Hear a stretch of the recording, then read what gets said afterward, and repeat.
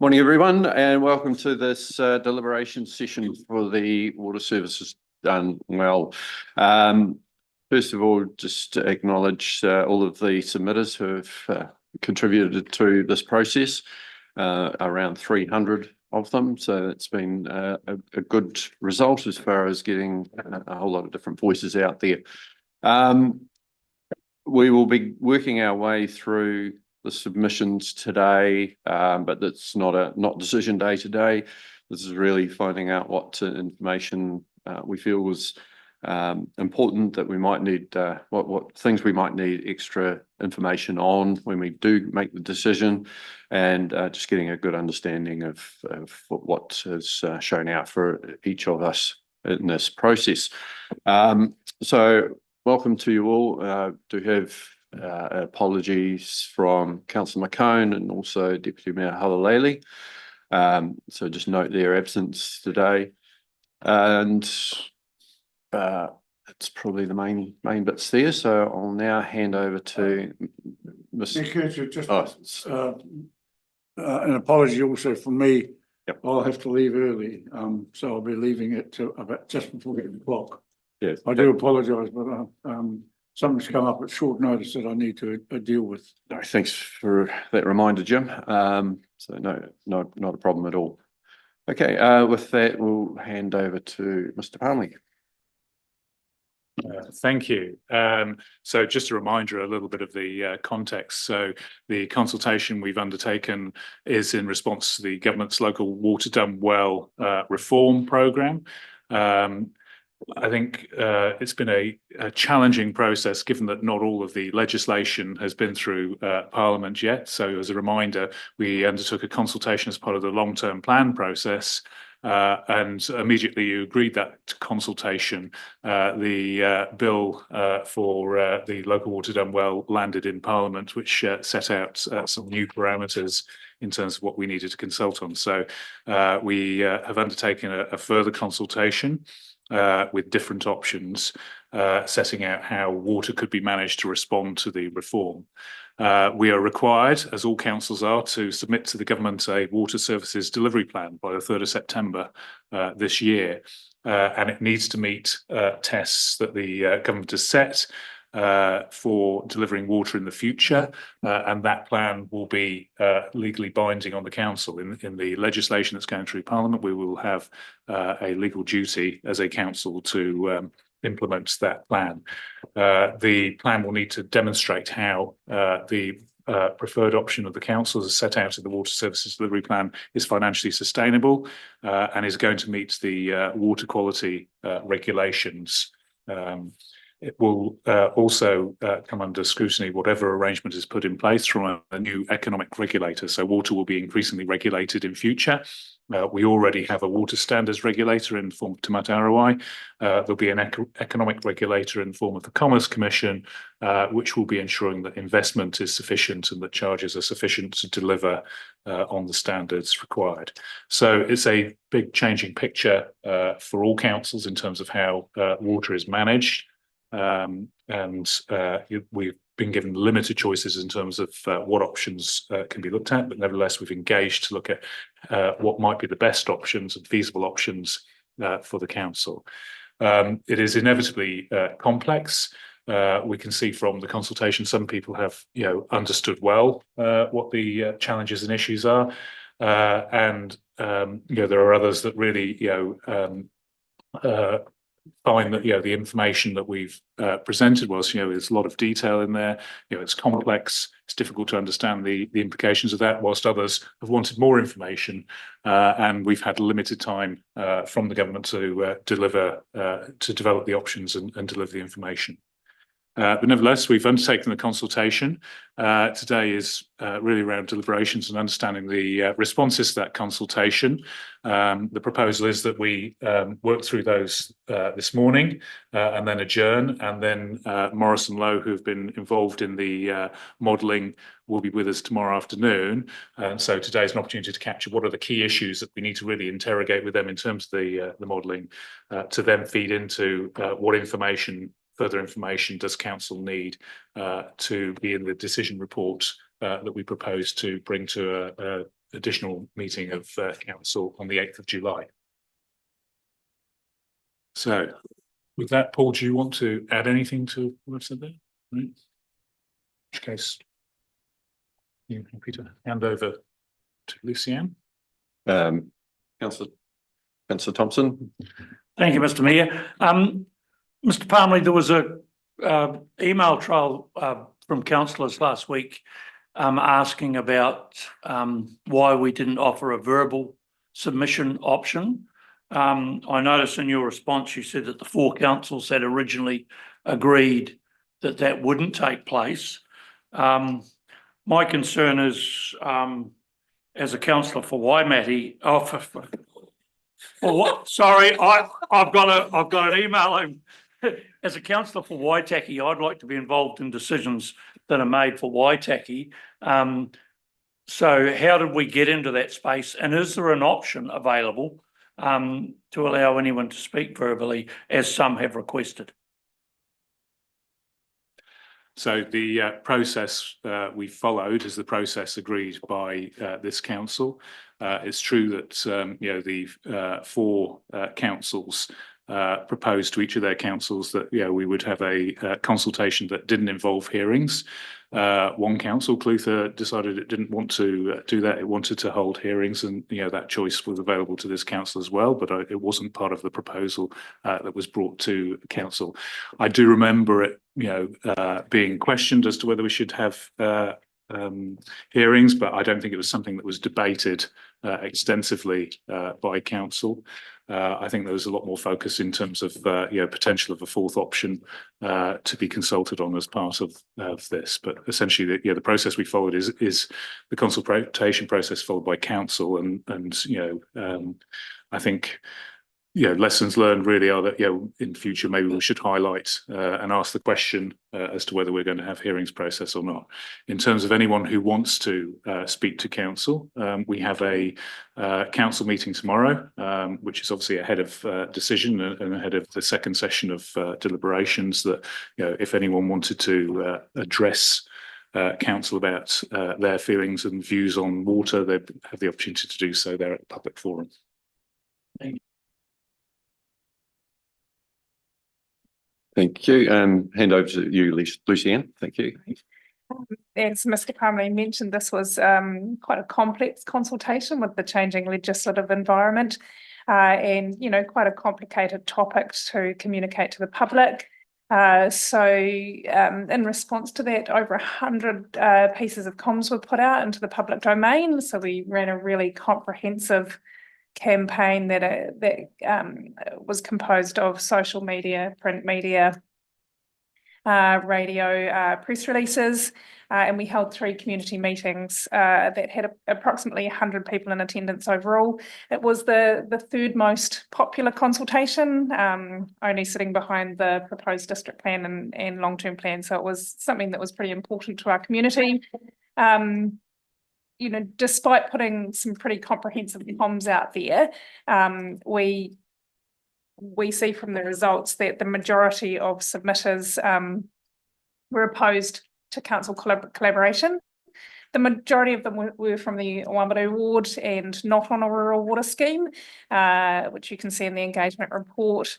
The concerns around being opposed to council collaboration seemed mainly around losing local control and lack of transparency and increased costs. There was acknowledgement of potential cost savings and better infrastructure that could come with council collaboration. But there was also some strong threads when asked around benefits that there potentially weren't going to be any benefits to councils working together. An in-house service delivery model was ranked the most appealing to the majority of submitters, with a standalone CCO ranked as the 2nd most. And you can read the comments in the submission booklet and the overall analysis that we ran in-house. You can read in the engagement report, but it's quite clear from those graphs that we've included in there where community sentiment lay with this consultation. Is there anything you want to add to that? This was a challenging information environment, is one way of putting it. Not helped because of the changes in legislation. We did consult twice. The decision that the Mayor and Councillors made on the 17th of December last year for the two options for the draft LTP were based on the Water Services Preliminary Arrangements Act 2024. And as the Chief Executive have said, day after you all made that decision, the government released 110,000 words of the Water Services Bill, which amended that act and has yet to fully pass through Parliament, but meant that we had to go back and have another look at everything we were doing. The modelling for Otago Southland, which informed your decision in December 2024, was based on an in-house option and a variety of joint CCO options, which were not necessarily viable by the time we started consulting in February. A variety of Otago Southland councils in combination, which those councils were no longer interested in doing. However, that document was still public when council then undertook some additional modelling for better, clearer options, which made best use of the legislation which was available. The community saw the two separate sets of modelling as a pick and choose situation rather than one set of modelling which was no longer relevant and one set which was what we were consulting on in this consultation. And that has led to, you know, compare and contrast in various ways, some misrepresentation, some people wanting the modelling which shows what they would like to be the thing that council does. It was challenging to address the community's concerns, but that is understandable given the role that water reforms have played in kind of very public political discussions over the last decade. Council was put out in front of the community to tell them what these new water reforms were, and we took all the hits as a result of that. So a lot of the feedback, and we've obviously read through them, is quite critical of both the modelling and council. There is quite a lot of distrust in that they simply do not believe what we are saying, which is unfortunate, because what we have is the best information available to us using the legislation that is like being made by Parliament. Yes. That's probably a question for Alice. What date are we expecting that we have all legislation and reforms will actually be through Parliament and in effect? It will be after we've had to submit our water services delivery plan. So I think they're talking about possibly October, November now for all legislation to be passed. Any other questions? Sure. You mean questions in terms of things that we'd like more information about? No, not yet. We'll work our way through the submissions and ask people to bring those forward as we go through. What I'm proposing to do is that we work our way through perhaps 10 pages at a time, just so it's a manageable amount, and hopefully everyone's got their notations as to what things they do want to raise. Councillor Ryan. Just a process question, because going through, some of them have an attachment with them, but then the attachment is like quite a wee way down through the document. Can we kind of skip those and then go, I guess, look through those in one go rather than having to go back and forward and find the attachment, because that's probably going to be quite difficult with the technology that we have. Yeah, well, you're right. Yes. So what I think we'll do is we'll still go through 10 pages at a time, and feel free to not comment on those ones. Some may wish to comment on those and on the attachment. So we will go through all of it, and if we can skip those ones that do have attachments later on and save comments for that, that's good. But equally, it's not always clear when they have got those other attachments. You know what I mean? So yeah, depending on the amount of homework everyone's done and trying to match up those different aspects. So, Councillor Blackley. Thank you. I was just wondering if you'd be comfortable with going through blocks of 5 at a time. I think, there's not, you know, in contrast to the LTP where there was over 600 to go through, we've got a good chunk of time this morning to get our way through 300. So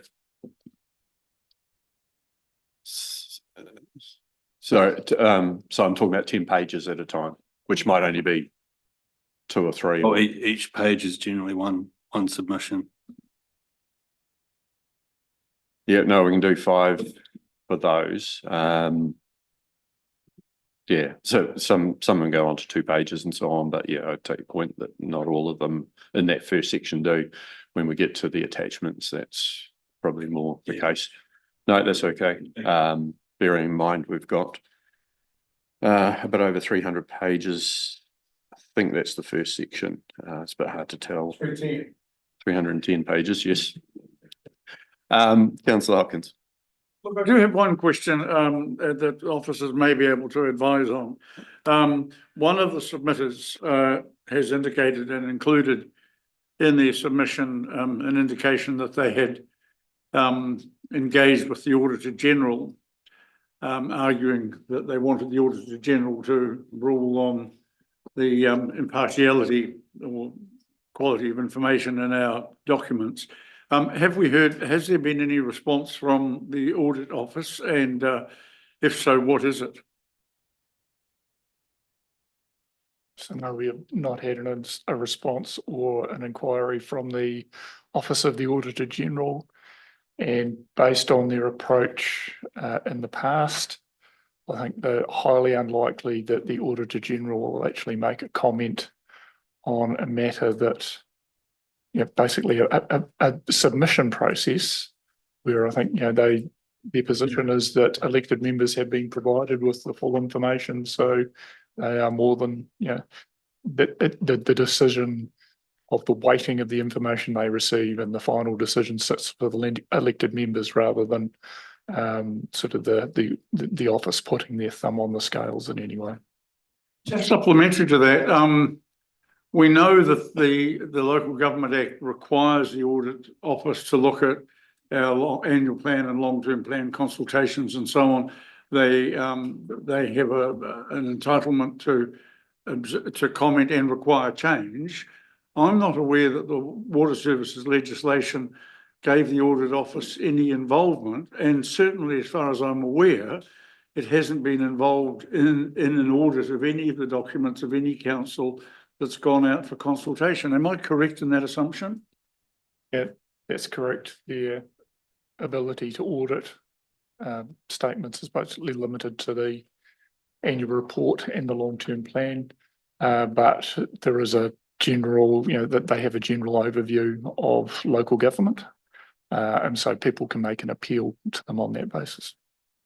Thank you. Okay, that's everything. We'll get started. So as Councillor Blackler has suggested, we'll go through 5 pages at a time.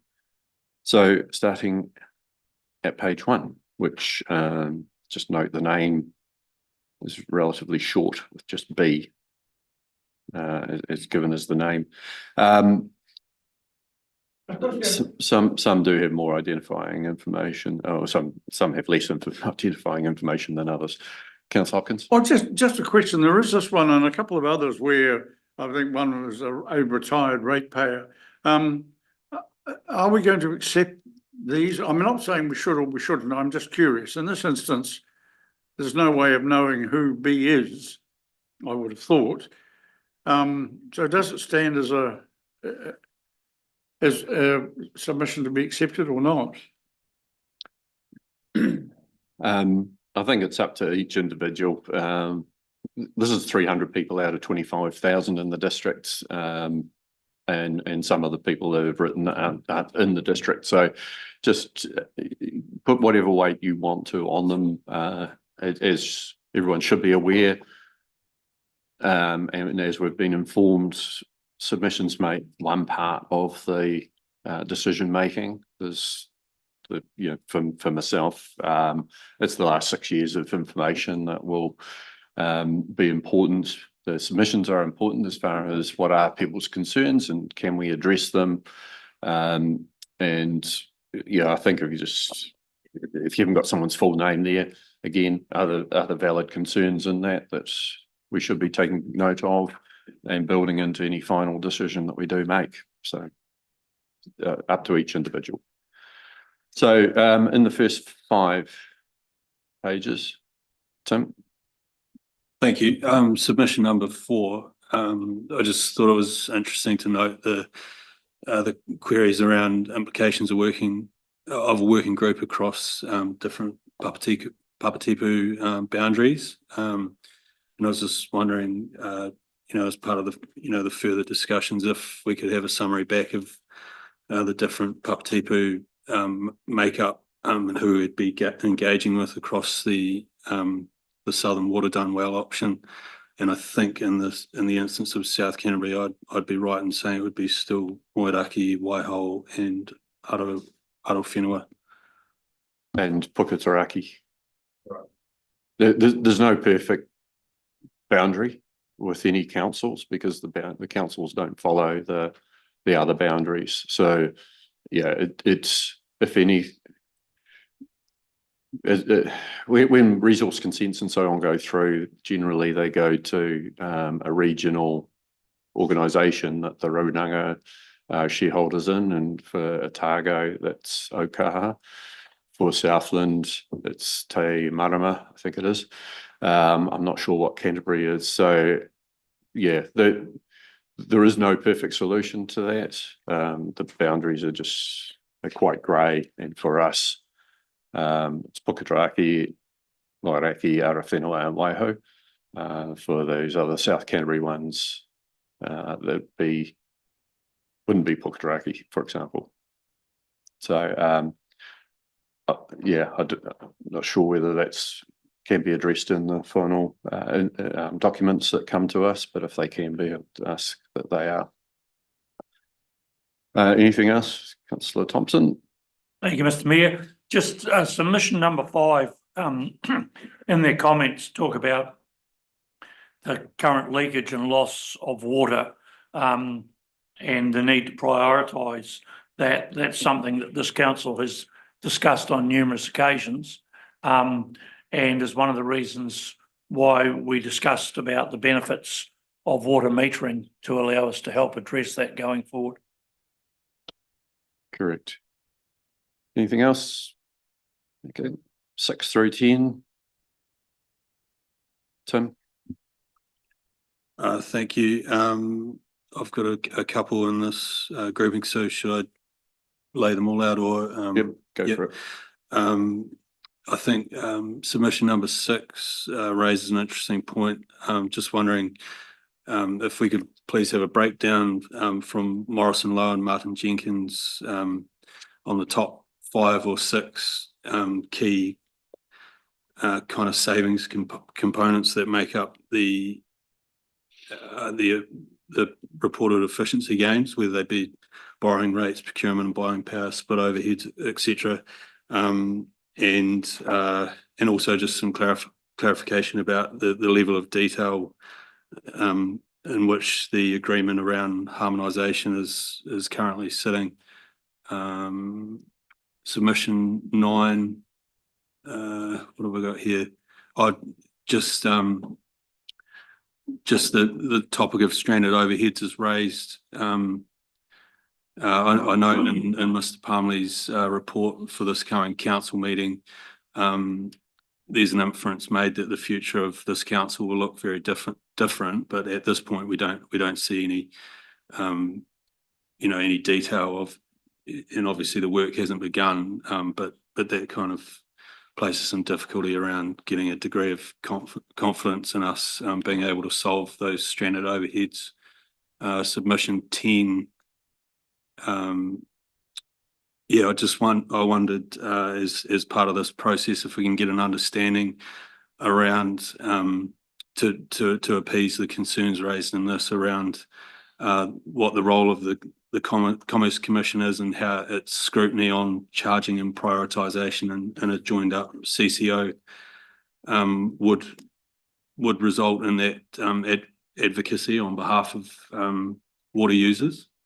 Yeah, and just another question in there around the harmonisation that I've raised earlier. Thank you. Go to Councillor Ryan before I get a reply to your concerns. Thanks. It's not posed as a question in submission 6, but I guess I am posing it. Are there any reasons why that would prevent councils from working together for bulk procurement if it is done in-house or as standalone CCOs? Mr. Parmley. I think, the main obstacle would be whether councils are willing to, engage in that or not. And I think we can see the sort of landscape of, councils working jointly together. There isn't much joint working in terms of bulk procurement.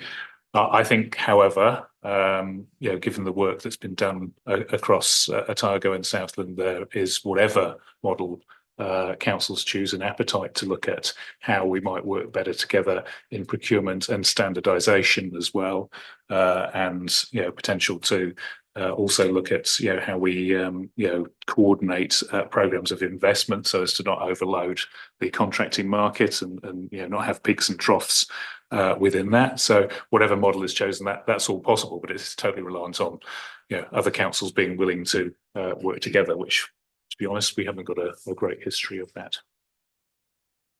And Tim's questions before that extra information.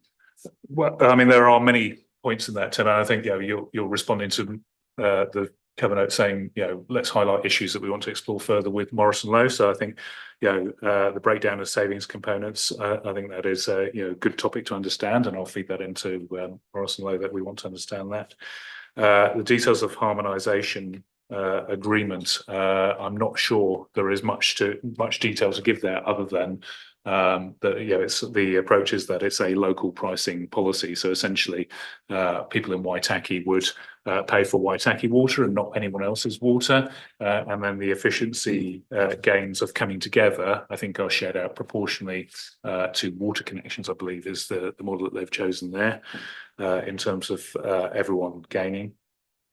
Stranded overheads and how we're going to resolve that. I think that was a question. I think before you make a decision in July and before we even submit water services delivery plan on the 3rd of September, we are not going to resolve that. We need to resolve it. There are ways of resolving it, but we're not going to have a detailed plan before September of how we're going to resolve stranded overheads, because whichever model we go down, we need to understand the details of that plan to understand, how we could overcome some of those stranded overheads. So, for example, we talked about whether if we went down a joint CCO, whether they would have all of their back office services in-house, or whether those might be still provided for by councils, which would help eliminate stranded overheads. We've talked as a council about office space, and so there's a question as to whether they'd need some local operating base if we had a joint CCO, and whether that would be within one of our buildings or outside of it. And obviously, if it was within, that would help eliminate some of those stranded overheads. But we're not going to have a plan for that ahead of the decision, because there is much more work that would need to be done in terms of designing out that CCO and how it's going to operate. But every council is mindful of stranded overheads and want to work together on that to minimise the impact of those. Sorry, you mentioned about the Commerce Commission as well. I think that's a good topic for discussion with Morrison Lowe as well, getting an understanding of the role of the Commerce Commission and what they are going to regulate and they won't be doing, I think is a really important topic, because whatever option we choose, the Commerce Commission is going to be very present in this water space. The Commerce Commission has got a document out to give an indication of how they'll operate, but I think they still haven't fully determined what that looks like. We do know what they're intended to do, and which is basically make sure that first and foremost there is efficiency, but also that people are paying enough to make that they're putting away reserves for depreciation and so on as well. So it's it's going to be a double-edged sword on that particular one. Councillor Hopkins. Yeah, just picking up on the harmonisation questions. Looking at the Local Government Water Services Preliminary Arrangements Act that has been passed, there is a reference in the consultation material, or sorry, in the consultation expectations of Parliament that it has decreed all local councils must follow. There's a reference to the fact that the consultation information has to provide a description of any accountability or monitoring arrangements the authority will use. And I think there's, I'm just trying to find the particular subsection that references describing the decision-making process. I know that there are some high-level issues around that. Is it possible to actually bring those to the table again tomorrow? I think there's a clear indication that a lot of people don't realise that some work's already gone into this, but there are also some things that were this proposal to proceed. There are some things that still need to be negotiated and panel beat.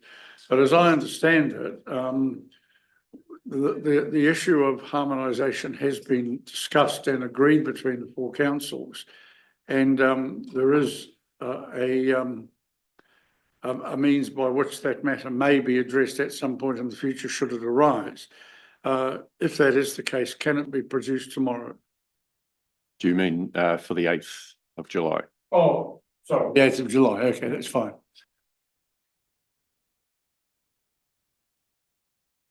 Yeah, we can look into that. I'm not sure what you're expecting in terms of a detailed piece of work, because I'm not sure there is a detailed piece of work other than an agreement that we will have local pricing. There's no requirement in the legislation that price harmonisation should happen. And indeed, if you look at how we operate water in this district, we have a local pricing approach already, very localised approach to our pricing. So it is simply that the agreement between the four councils is that there will be local pricing for water, but that there's not going to be a harmonisation of pricing. That forms part of the proposal. Well, to some extent, that's the reason for my question. I mean, there were issues raised by a number of submitters in general about what control do you have. You've got 100% at the moment. Four councils, that's 25%. People have talked about or posed the question of whether any given council has a veto right in terms of decision making in the future. I mean, to the extent that we can actually provide resolved or proposed methodologies in terms of any process that might apply should this particular suggestion proceed, I think that could and should allay concerns. Well, if those solutions have been well thought out, they could and should allay concerns. Yeah, so I mean, this hasn't. This would form part of the proposals of setting up the CCO if that's the route we went down, and I would be suggesting that you'd look to, that seems to be important to every council. You'd be looking to bake that in, that there wouldn't be an ability to move away from local pricing without the agreement of all councils. And I think there's a number of other issues where you'd say, hey, this issue is so important, we'd want unanimous agreement of the shareholding councils to be able to move away from this. Okay, next section, 11 through to 15.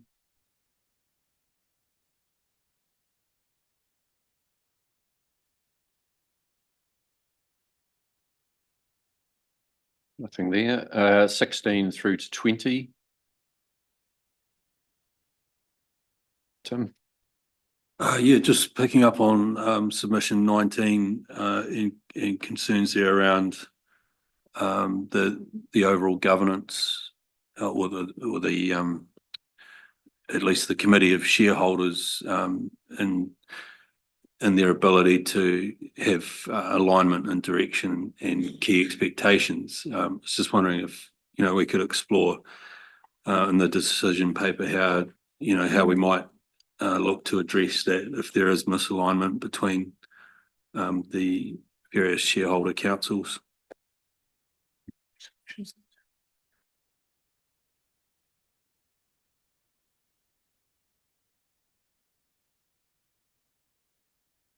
Okay, so is that that's the Armstrong submission, and that's a comment about not working together since they'll have an independent entity or override any local council.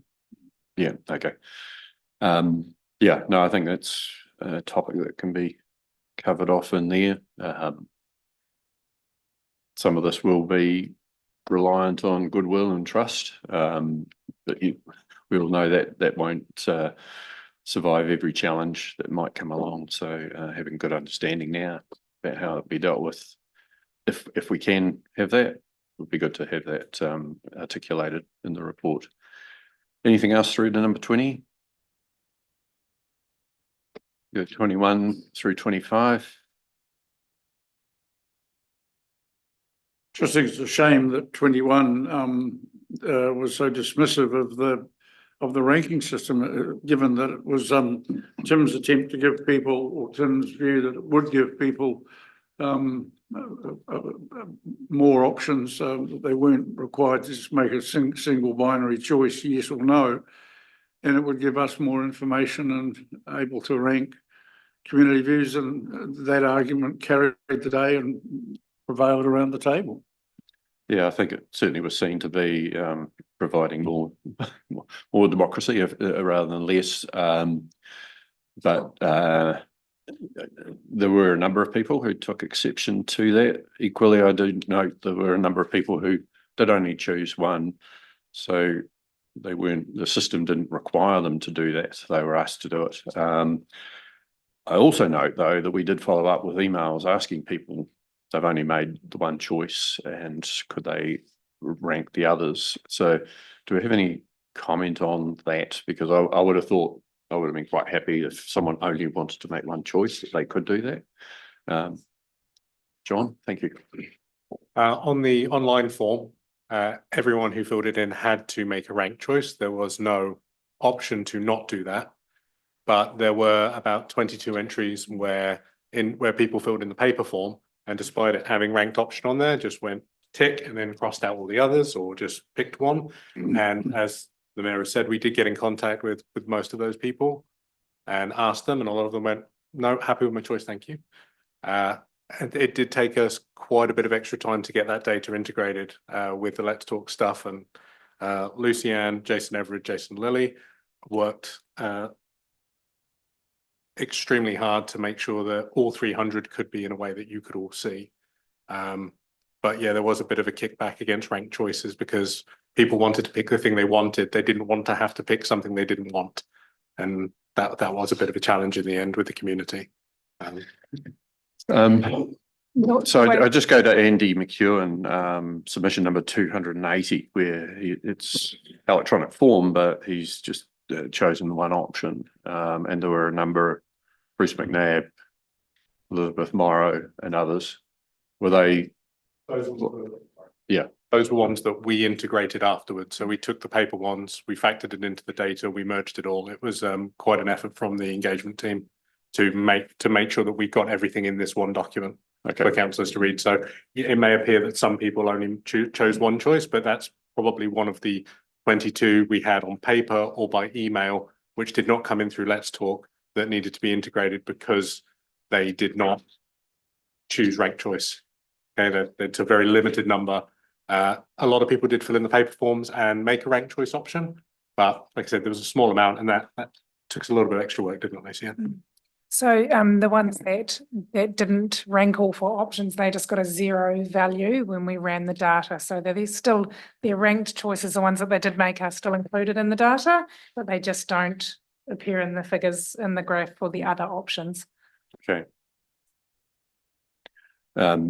Yeah, I think it would have been more helpful to allow people just to have one option if that's what they wanted, which is similar to any STB or MMP type scenarios.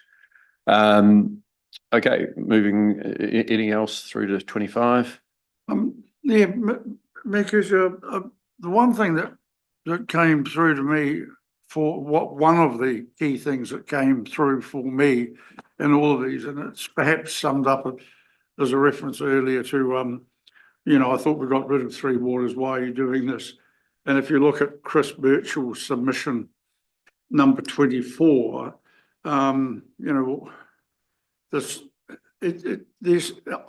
think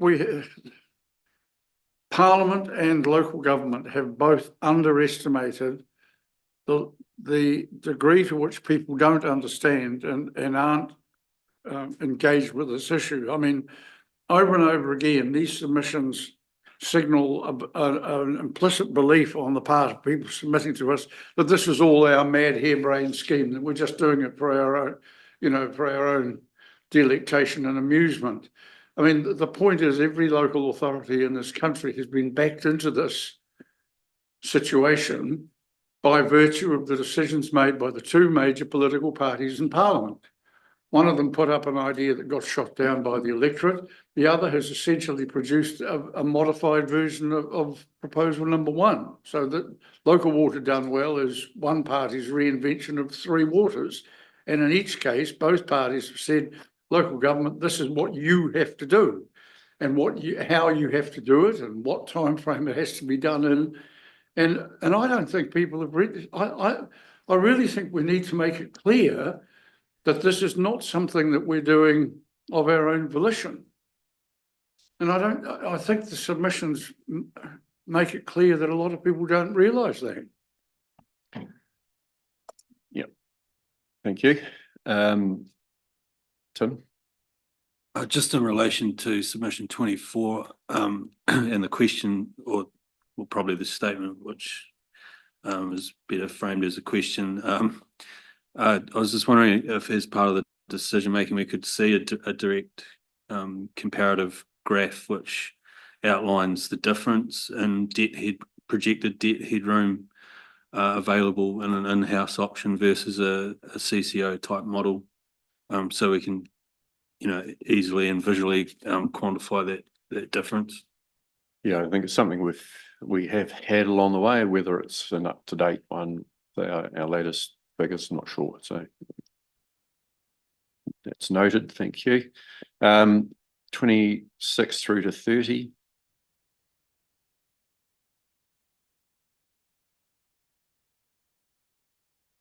Thank you, Mr. Mayor. I just note submitters 27 and 28 talk about changes in water quality. I think regardless of what option council chooses to go with, we're dealing with the same water and the same water source. So I can't see how water quality will be affected by whichever management system we go with. Yeah, and that's where Tim at ROI and regional councils will, if anything, will continue increasing standards, not allowing poorer quality supplies to be there. Tim? Thank you. Submission 26. I assume some of the comments in here, concerns around risk associated with some of the other potential partner councils, was on the basis of the third-party reports that were generated as part of the consultation. I was just wondering. I noted some of that commentary myself. And I was just wondering when the concept and or utility analysis for the South Canterbury grouping that we requested earlier will be coming through, so we can see the analysis there.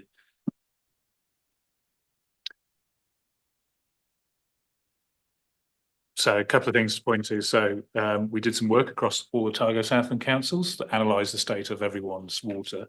And then for the grouping of 4 councils, there was a test check. I think that was the utility report, which was saying, are we comparing apples with apples? Is everyone, measuring things the same way? Have we got a common understanding?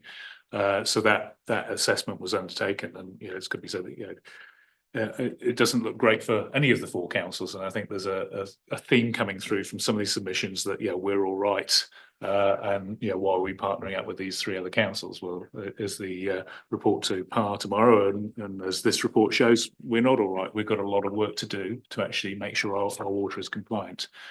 I think, are you requesting that the utility report is provided as part of the decision report, or at least a summary of that utility report?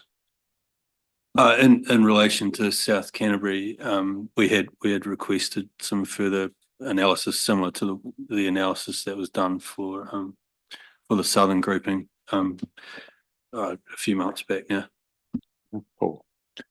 Yeah, we made that request, but that request was not supported by the other South Canterbury councils at the time. They believed that they had enough information on hand to make that assessment themselves. So they were not supportive of any further work or analysis of the underlying information. Thanks, Mr. Hope. Presumably, though, we would be able to engage that assessment for our own consideration, would we? Not if we initiated the process ourselves? No, I mean, the assessment requires the cooperation of the other councils. So we don't have all of the information, all of the underlying information that the councils have. So yeah, we've made the request, and they've just come to a different conclusion that they didn't need that sort of third-party review of the information. They believe that they had sufficient confidence in their asset assessments that they could carry on without it. I think in support of Councillor Blackler, if we can have some statements within the document for that agenda, that it's provides whatever information that can be provided, and if the information is that there isn't enough assessment done on that, then that is covered off in there, just to answer that particular question.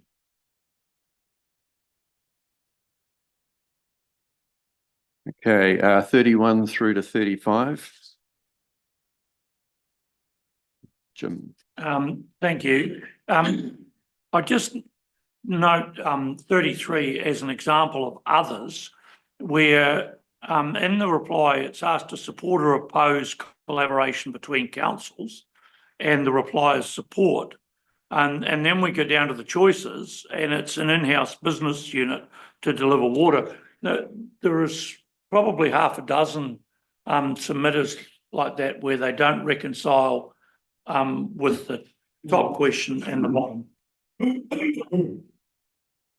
Yeah, I just thought that, well, you could take that as they want us to collaborate in a procurement process or something like that, but otherwise they didn't all make sense. Anything else through to 35? Jim, other Jim. Yeah, Mayor Kitcher, I just 34, Philip Robb. This survey is corrupted as I cannot freely choose my honest result. This is a massive infrastructure decision which should be put to the ratepayers for a vote. It underscores the point I was making before. I don't think people realise that this is a process generated by Parliament, decreed by Parliament, imposed on us by Parliament. We don't have the opportunity to call for a referendum or a vote on the matter. Parliament is, and it's quite clear to me that there's a considerable level of misunderstanding or underappreciation of these facts in the wider community.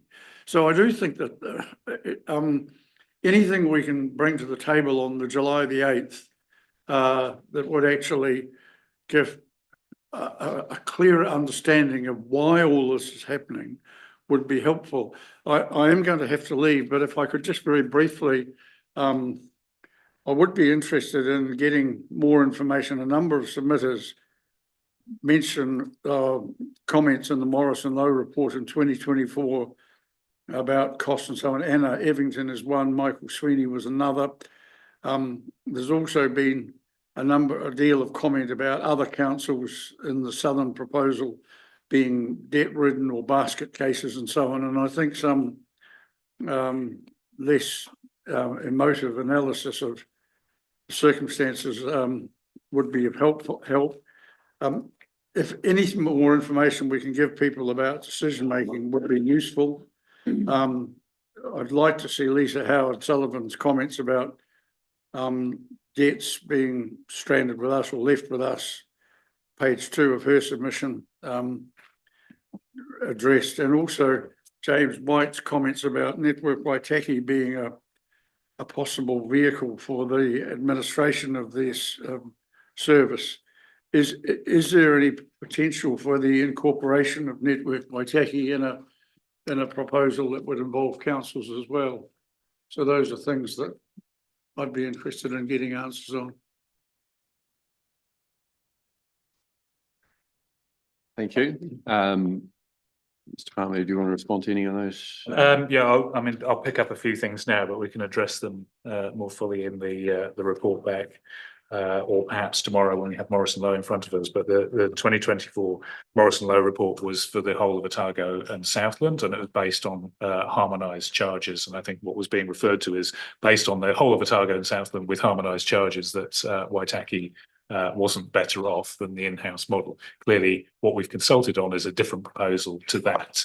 And I think we need to be clear on that. And I think that's been a bit misleading for some people. They thought that they were pointed to something that we weren't actually consulting on anymore. The issue around debt, I have discussed this with Lisa before. She's highlighted it, where she's highlighted that the legislation says that debt can't be, debt can't be novated to the new entities, which is correct, which means that the existing loans that council have can't be directly transferred to the new entities.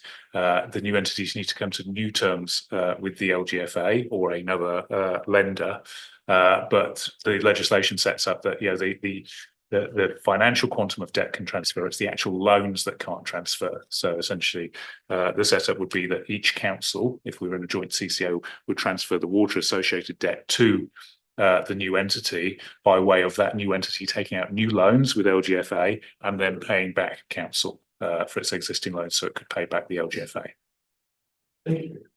Oh, and just quickly on the trust and potential sort of involvement of Network Waitaki. It's clear in the legislation that if it was a trust, it could only be dealing with water matters and nothing else.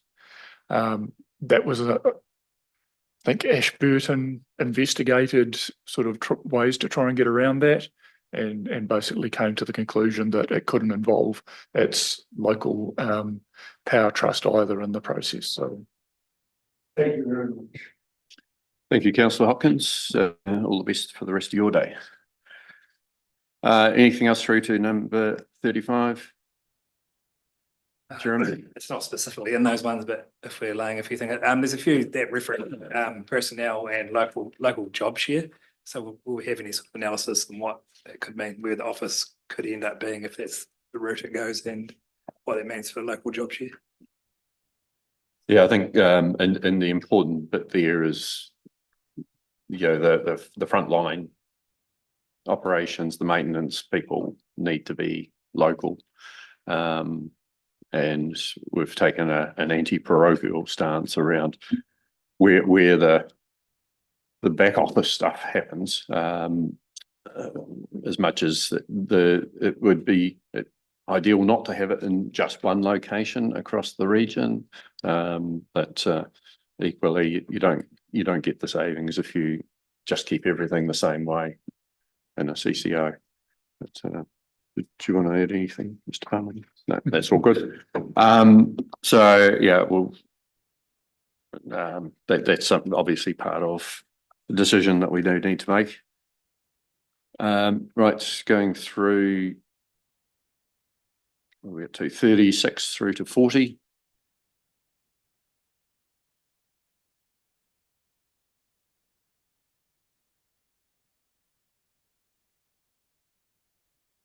Nothing there.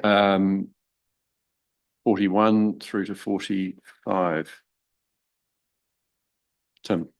Yeah, thank you. Just submission 45, on the basis of some of the comments there, I was just wondering if as part of our discussion with Morrison Low tomorrow, we could just have a brief summary from them, providing an overview of the Wellington Water Review key findings, summary of decisions and structures that have kind of led to the breakdowns reported on, and what learnings from that we're kind of directly applying to to our way of proposed working.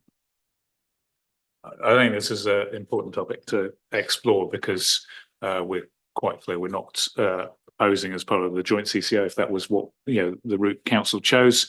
We're not proposing to set up Wellington Water or the equivalent of. And in fact, what the councils in Wellington are proposing is to set up something similar to what we're proposing. And I think Wellington Water was set up as an operational CCO without the ability to decide fully on its programme of works. And councils retained full control of the funding, what monies they passed over in terms of rates funding. I think that's a fundamental difference here to explore in terms of how it would operate. So I think we can go into that a bit more with Morrison though tomorrow in terms of what's the difference between this and the current Wellington Water and the lessons learned from that. Thank you. Okay, next 46 through to 50. Tim. Submission, sorry, Jim, submission 46. I was just wondering if the decision paper or briefings could outline how council or multiple councils will work together effectively to operate and implement bylaws and incentives for change to avoid or delay unnecessary capital investment. And how would a separate water entity navigate conflict between councils and itself if a community desired something and the water entity didn't see it the same way as the community of interest? Does that make sense? Could you maybe just give us an example what you're thinking in terms of where a community might have a conflict with the water? To one example might be, say, Hampden wastewater would be probably quite a good case study.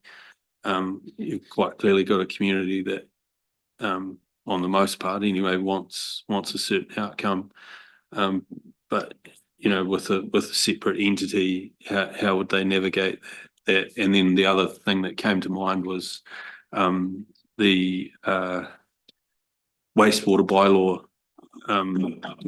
around getting stormwater out of the wastewater network. How would the establishment of a bylaw interrelate and interact with the water entity, and who has the ultimate say over how and when bylaws should be developed and what direction they'll take?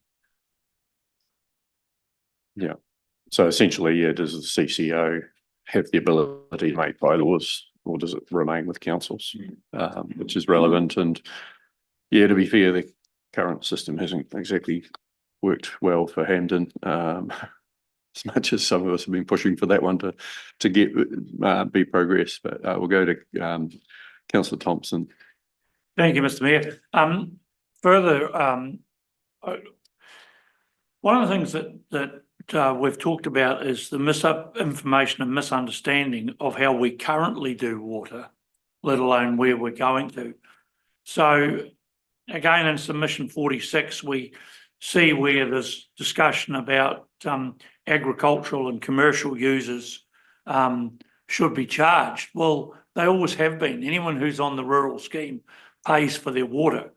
And in terms of mitigations going forward, we did have discussions at a district plan level around requiring hydraulic neutrality in new builds. So we are already working in that space. I just wish that people would be slightly more engaged and informed. Yeah, it's there's always going to be, should always be more knowledge around this table than perhaps amongst the community. But when it does come to agricultural use, most of those users are on restricted supplies, and they pay for extra points of water if they want more water. Commercial users, unless they're just small users of water, are all metered as well. So, it's good information to make sure that we do share and make sure people are aware. That's how it does operate now. Anything else through to number 50? Okay, just note we're halfway through our allocated time. But we did think that the front end of this would be bringing up more points as we get through to other ones that are repeating some of those points rather than raising new ones. We should go more quickly, but we will see how we go. Right, 51 through to 55.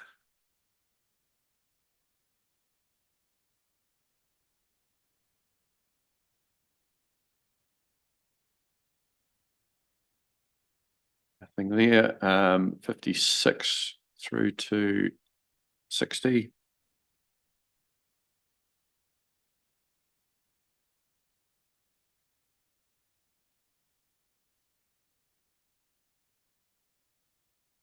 '61 through to 65. Just let me know if I'm going too fast.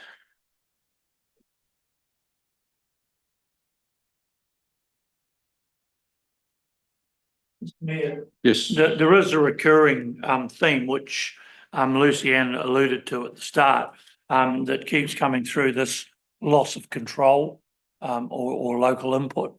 It is a theme and thread through a large number of these submissions. Mm-hmm. Yeah, I think it comes back to the articulating better what the economic regulator and the water regulator, how much control they will have, well, they already have, but also how much they will have in the future model, regardless of what it is. Rebecca, did you have something there? Oh, no, I think that was just to Councillor Thompson's point and to what you just raised. Like, I think that's something that, well, would be a benefit to all of us, but also to the community, and addressing the concerns that keep being raised about transparency and reporting and community feedback. You know, like, I guess just articulating that a bit better in terms of like what that will look like.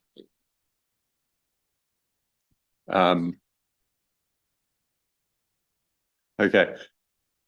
Brent. Thank you, Mayor Kircher.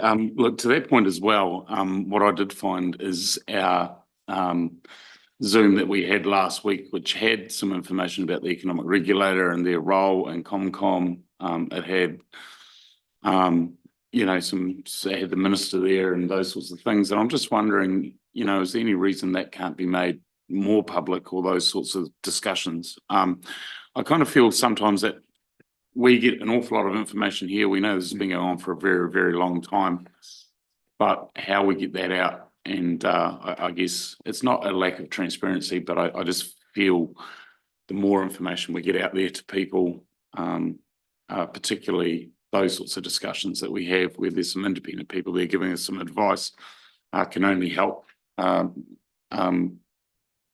guess, communicate what we're hearing. So yeah, I'd love to see that particular one made public. Yeah, I'd certainly support that. It had good information.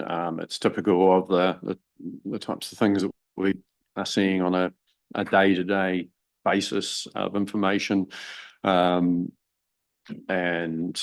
you know, I don't think we necessarily share enough of that type of stuff, which actually gives people a better understanding of why change is being talked about so much, and what the likely change is. So I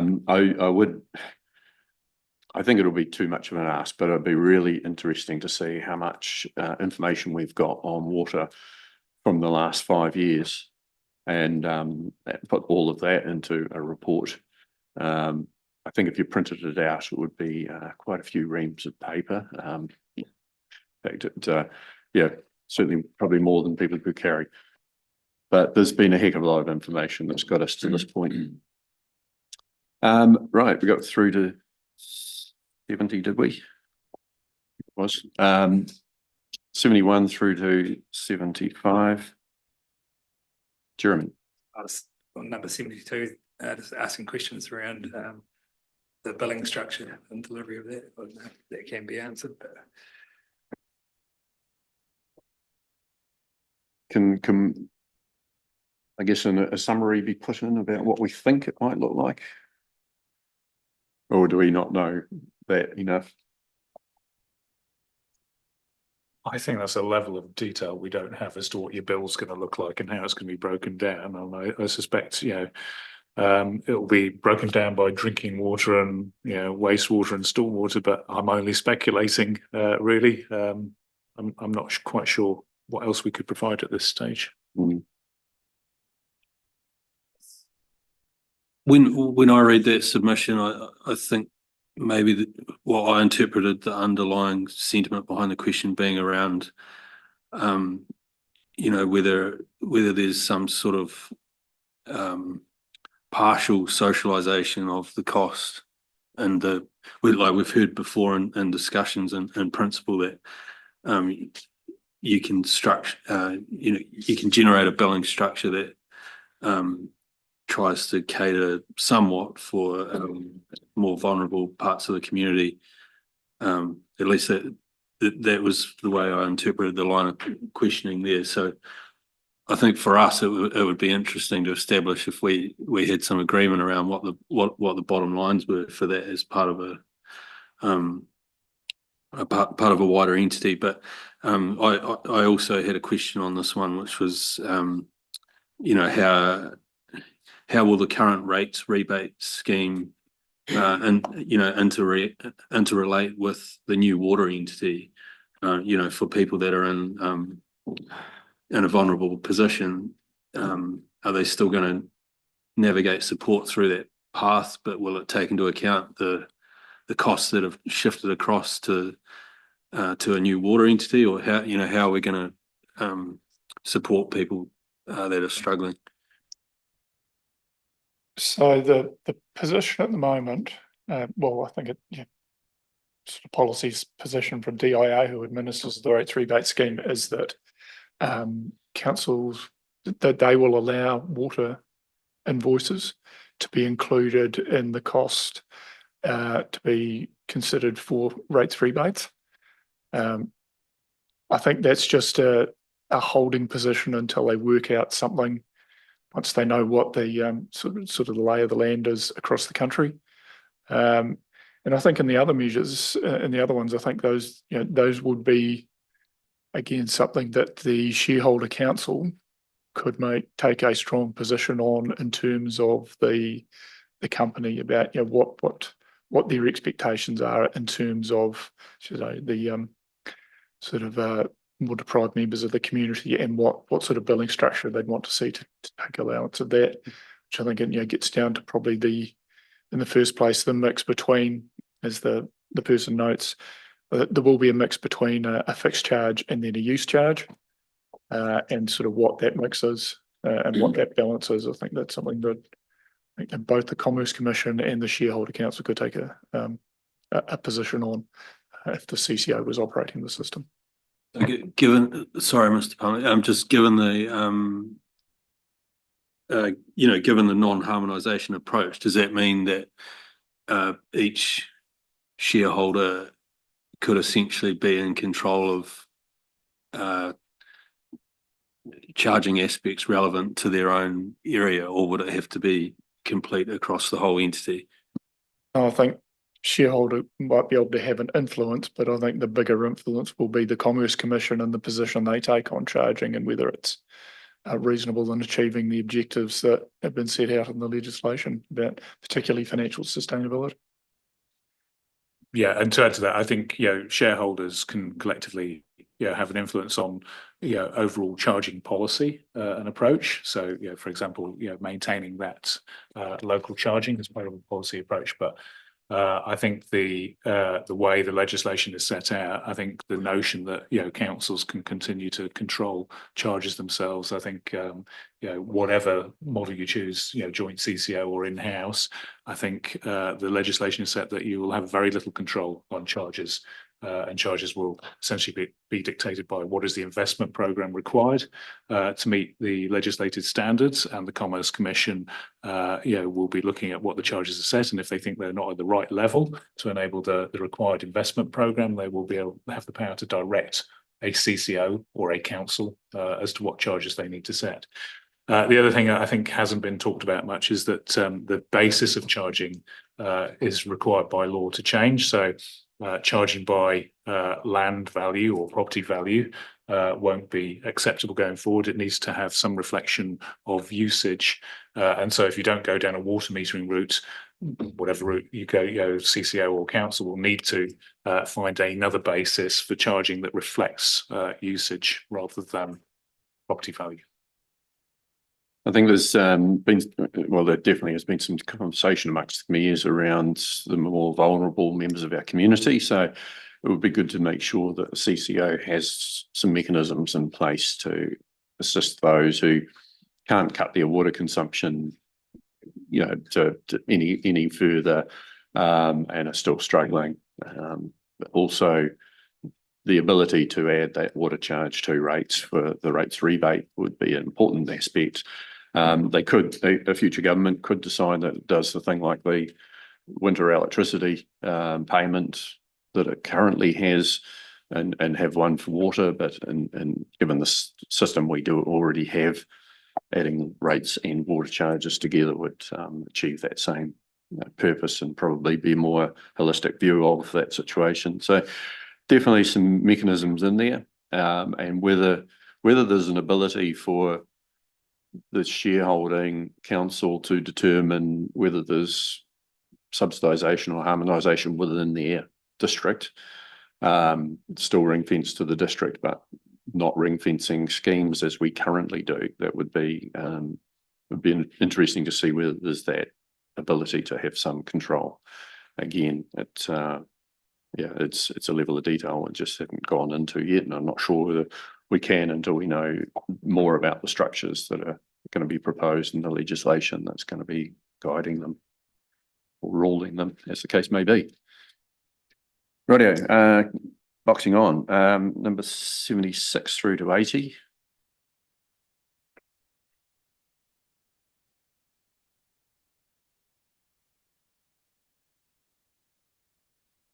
'81 through to 85. Jeremy? Oh, just on 87 looks like there's a double submission there from John Dustin.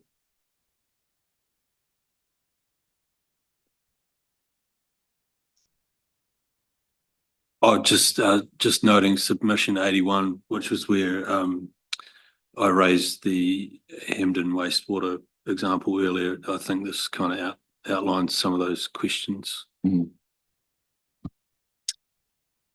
Yes.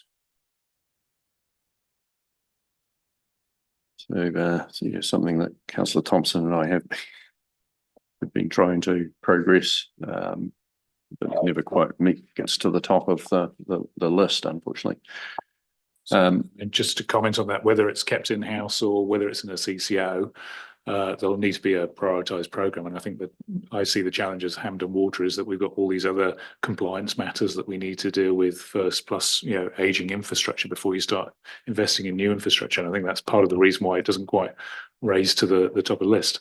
I think a joint CCO would, similarly have, the challenge of prioritising its programme, and compliance will be clearly top of the list, because that's the sort of thing that it will, be on the receiving end of enforcement action for if it doesn't comply with the regulatory standards. So I think it'd be similar challenge whether it's in-house or not.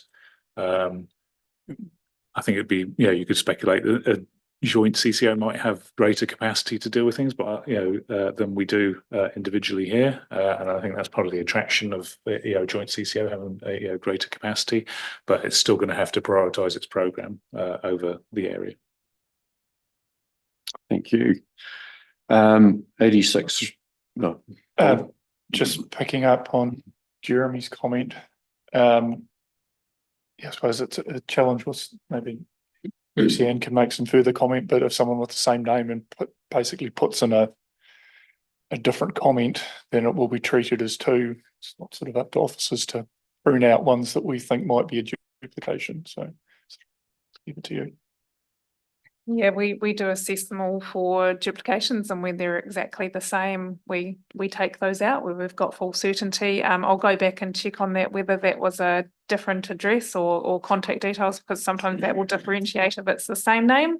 But we'll double check and see if that does look like it's the same individual. But because it's including different comments, I'd say that's why it's been included as a separate one as well. But to the best of our ability, we do filter them all and try and catch those duplicates and make sure the submission booklet is accurate.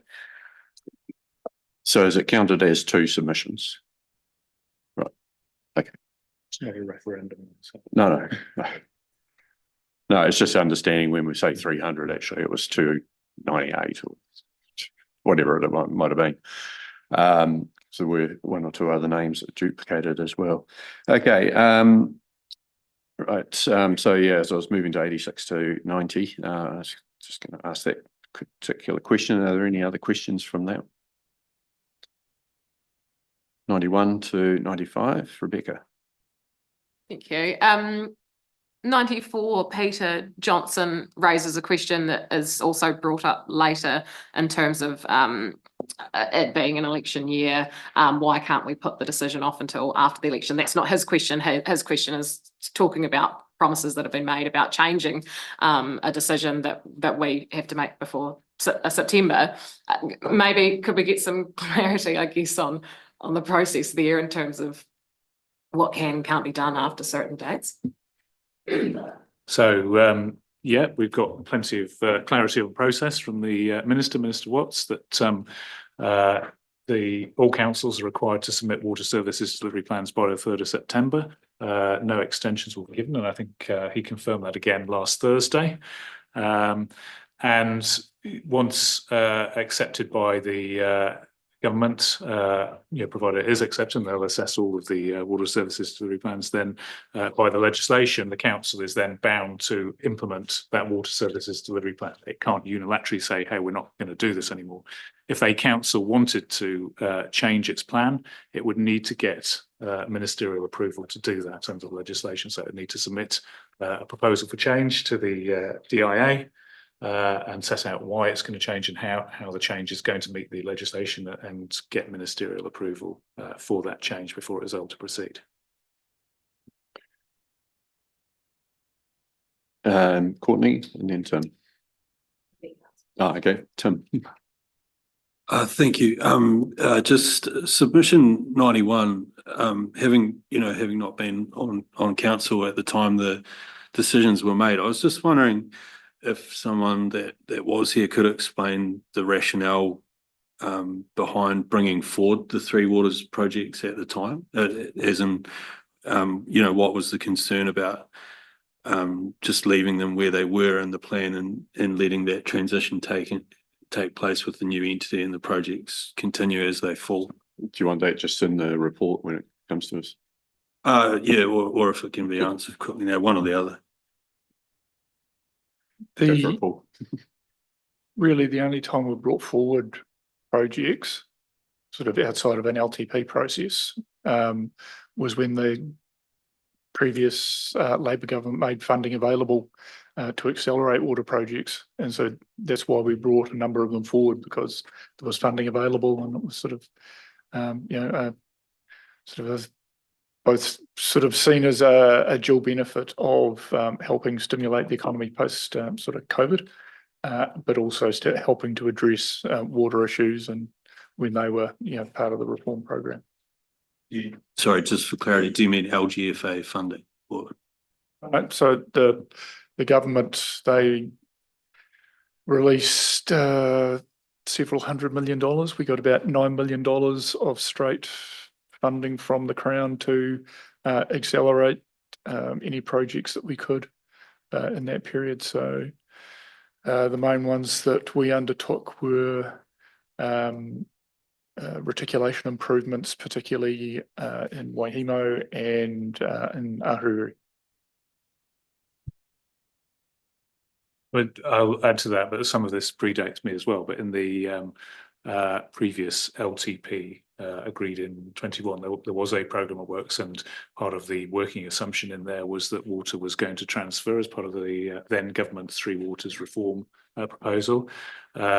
This submission here assumes all that work was undertaken, but when the landscape changed, we obviously had quite a few sessions looking at that water programme whilst we began to understand what the changes meant. for this council, and assuming that water was going to stay with us for quite a period yet. So I think the assumption in there that there are very little urgent works that are required is a misunderstanding of the position. We've got a lot of work to do within that water space. Some of that's set out in the power report tomorrow in terms of compliance, but also in terms of replacement of aging assets. The programme was revised to reduce the burden on ratepayers when it became apparent that the previous government's reforms were not going to be carried through. Okay, just note we've got 40 minutes left of our allocated time. I'm just checking with Mr. Parmley. 9 to 11. The meeting's scheduled 9 to 11. I think the calendars have it blocked out till 12, but the meeting's scheduled 9 to 11. Workshop. I just go by the books. So Mr. Palmer, I just need to double check from your point of view with staff that they're happy to continue on to 12 if need be. I'm not sure I'd use the word happy, but we are able to carry on till 12 if need be. See a lot of joy on people's faces. I was just trying to source whether there was some morning tea that might be available so that we could have a little break, but I haven't heard back on that yet. Okay. So now you know why I was saying what I did. Councillor Thompson. To keep things moving along, can I speak from 95 to 100? 96 to 100. We're on to. Yeah. Well, it's just a number of these come from my ward, and also having had an email from Councillor McCone from Germany this morning, expressing his thoughts. One of the things that I think is a thread through this loss of local control, increased costs, is in the rural sector. Those of us who are of an age remember when there were local rabbit boards or local pest boards that eventually got swallowed up into bureaucracy, and now they're gone and farmers carry the cost. This is a similar vein that people are feeling concerned about. I'm not saying it's the same thing, but I can understand where those concerns are coming from. One of the things that, to me, I find as an irony, and yet others may actually use harsher language, possibly even hypocrisy, that we have a government that's reforming the resource management legislation and trumpeting about personal property rights, and yet here they are imposing upon councils, and I mean imposing upon councils, that this is how you'll do water. And yet the majority of our submitters are going, get nicked. We want local control to remain local control. So perhaps instead of venting their anger against us, maybe they need to start talking with the electorate parliamentarian.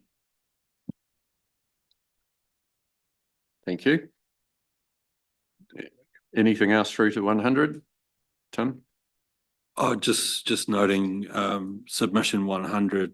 I think it raises for me quite an important and kind of strategic argument in amongst all this around what is the future of local government beyond our water decision, and in terms of the communities of interest that are laid out in the submission, lying more with the north. I think the submitters laid out a logical and convincing argument in that respect. Rebecca. Sorry, not specific to any submission, but I just wonder, based on the feedback that we received in deliberations on the long-term plan, whether we should be referring to submitters by names, given the effort that they've gone to go in. I was guilty of not doing that earlier myself, but just, I know it's easy when we're looking at page numbers, but whether it'd be nice for us to refer to them by name. Yeah, up to each individual. It's obviously following it by page number or submission number is we can find it more easily because they do go in order. If names are alphabetical as well, that might be helpful, but they're not. So up to each individual, but I understand your request there and totally support you doing that. But if you can add the page number as well as just the name, that's helps us get to all on the same page, literally. We're going to take a 5.5 minute break. Might be a 10-minute break. So just to grab a cuppa and then we will be back into it, starting from 101, noting we've got still 210 pages of that to go, plus a few extras. So thanks very much. We'll be back shortly.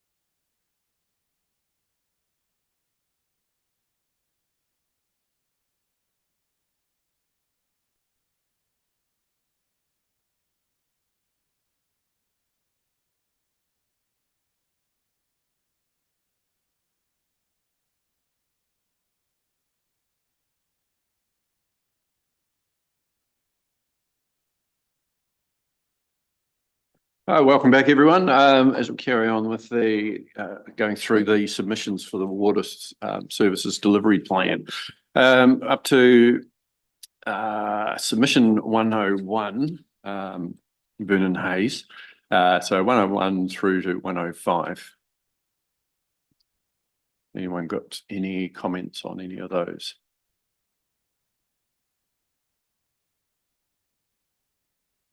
Okay, 106 through to 110.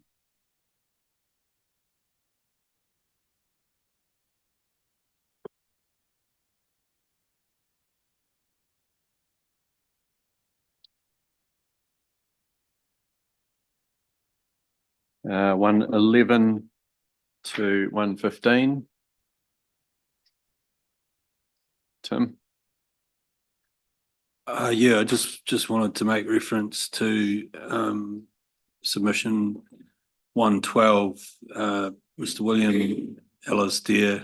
I think it's a very well thought out and comprehensive submission that goes into a lot further depth and consideration, and many of the considerations, many of the submissions that we're looking at today.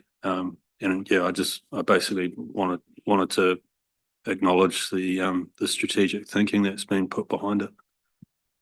Yeah, thank you. Yeah, the big challenge is why Maddie is deciding to go alone, and we can't force people to go with us, and that fundamentally is what people are suggesting that we can do. So as much as we put it in as an option, it got changed fairly quickly when Maddie made their decision. Equally, Timera Mackenzie the consultation has been around South Canterbury, joint CCO, but without stipulating who might be the other partners in that. The two of them are likely to go together, I believe. But equally, there is still an opportunity post-September for a group of 4 and a group of 2 to come together and form a larger organisation. I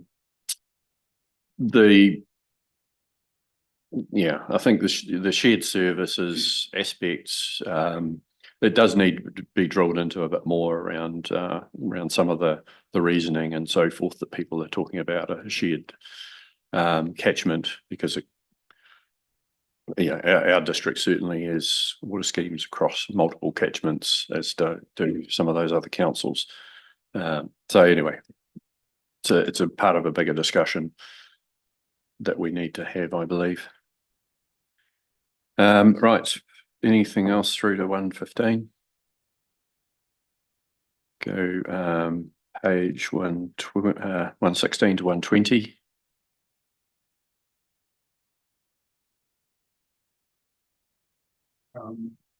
Yes, Tim. Yeah, just 116, Katrina Hazelhurst. We've heard this theme come through a few times, but I'm just wondering if, through discussions with Morris and Load tomorrow, or feedback from the team, how will any issues around equity of investment across CCO model kind of look in practical terms? And then there's this theme coming through of local employment and people living in our district, working for our district, presumably with pride. So I guess we've heard a lot of kind of feedback that a CCO type model would be more attractive to the kind of skill sets that we're looking for. So I guess my question counter to that is, how many people will we as council potentially lose with such a transition, and are there real risks around people that are perhaps taking a more multidisciplinary role, but kind of being lost from our organisation as a result of such a move? Thank you. Brent. Yeah, and just further to that, based on the same submission here, just, you know, I noticed, and it's a theme running through many of the submissions around the cost of water and the savings. I think we have to recognise that no matter what we do, the cost of water is going to go up for us to meet the standards. So therefore, it is the efficiencies that we're looking for. You know, I think there has to be a recognition that no matter what, moving forward and what it looks like for water for us, water's becoming more expensive. And I don't think there's any of the options that's going to stop that from happening. It's just which one is the more effective. I think sometimes those two issues are blurred or mixed up. Thank you. Okay, page 121 to 125.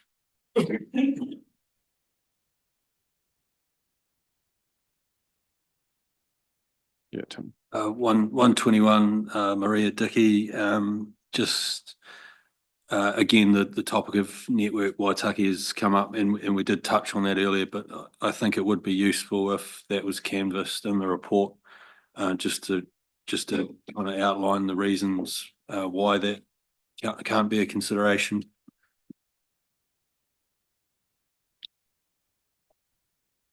Good as gold. Just note we're I'm working on page numbers because the submission numbers have gone out of sequence now, just by a couple, but that's okay. 126 to 130.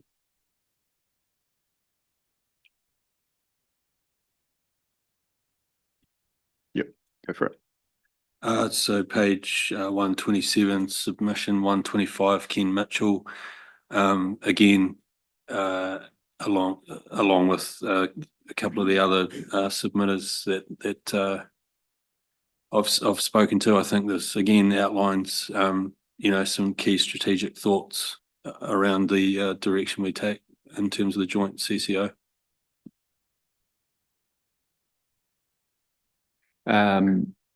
Anything else in there?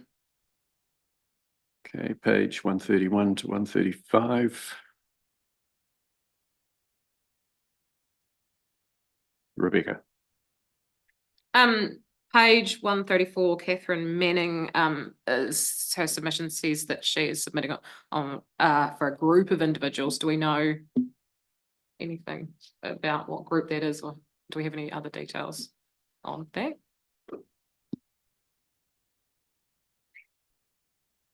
Is that on her? Has it got a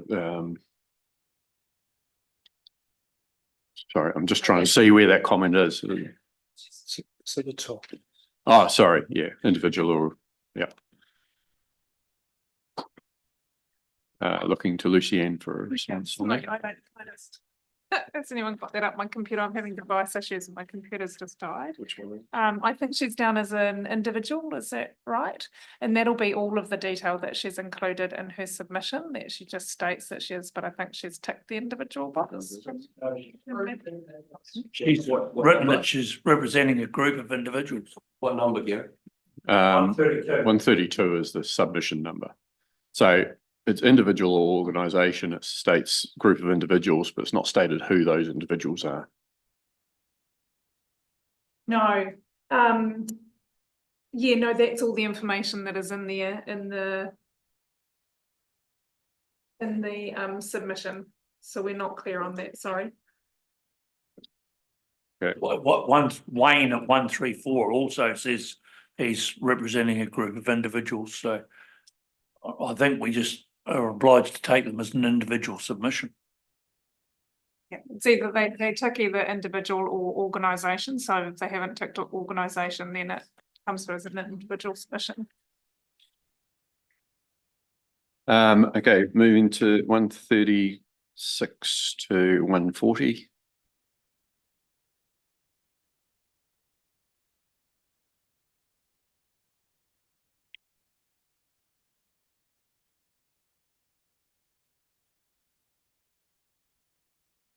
(141) to 145.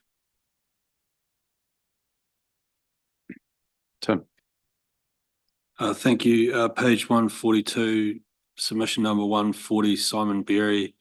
I was just wondering if we could clarify with Mr. Berry there's a comment made and I'm just wondering if he might be able to elaborate on the benefit, the non-benefit of working with other councils, so we could understand what's meant by that. Well, I think we've put in concerns as being that, rather than non-benefits or disbenefits. So I think we've allocated that option, and he has put several things in there. So do you still want more information than that? Or? If others understand what's meant by that, then that's fine. I just didn't quite understand what was trying to be said there.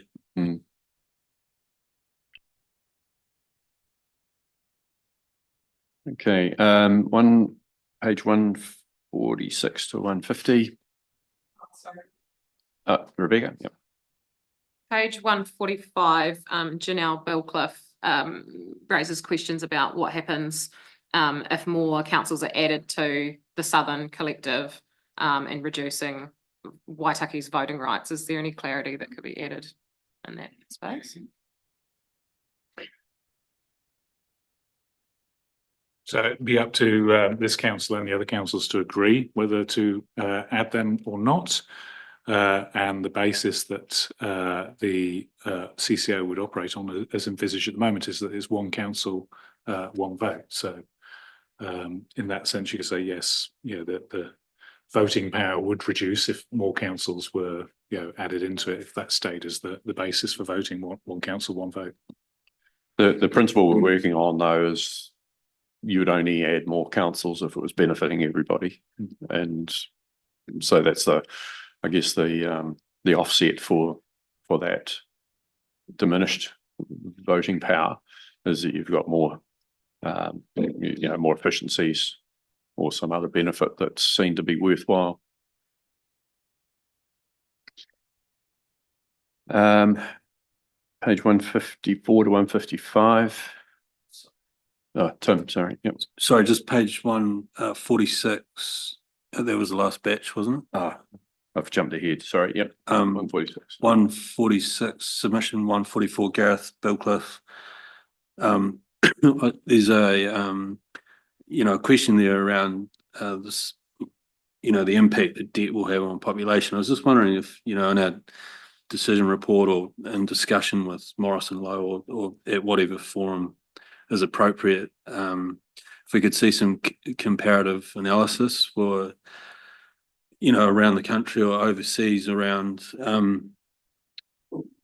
what level is a level of debt acceptable, and presumably the caps that are put on this is informed by some sort of evidence-based approach. So I'd imagine that's going to form part of the response. But I guess my question is around debt per head of population or on a per household basis, and how do we know when we've taken a community too far in that respect?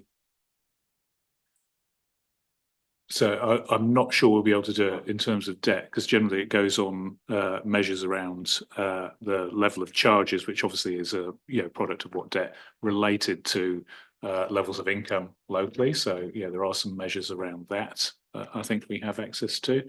But obviously, if you look around the country, you've got different levels of income. So, the level of debt and the burden it has on the community will vary depending on local income. So I think there's some measures that we've got around water charges, which obviously the product of debt and their relative affordability and the amount of local income that they take up.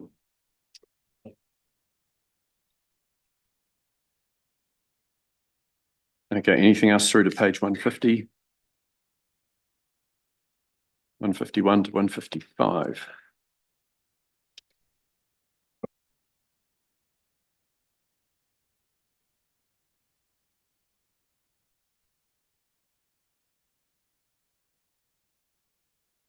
(156 to 160).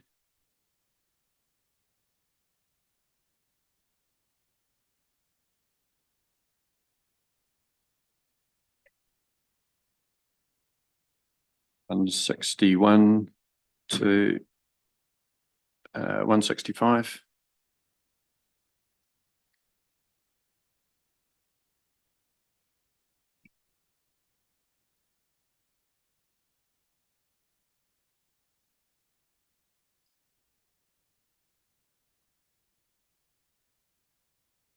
$166 to 170. Tim. And then Jeremy. Yeah, just 167, sorry, submission 167 on page 169, G Phillips. Again, just a submission that's highlighting yeah, perhaps strategically better alignment with practical outcomes in terms of a joint CCO. Yeah, and again, using basically our boundary with Waimate as an example, but you can't make them join with us when they want to go alone. It's fundamental. Oh yeah, fundamental challenge to actually realising that. Absolutely, but I guess we've been given advice at this point that it'd be a pretty hard push for the likes of even ourselves to have an in-house option approved by DIA. So presumably Waimate would be facing the same challenges. Mm-hmm. I guess it's the appetite to join with others who don't want to be part of a group, but that is a future discussion to have should we get to that point. So anything else through to 170, 171 to 175.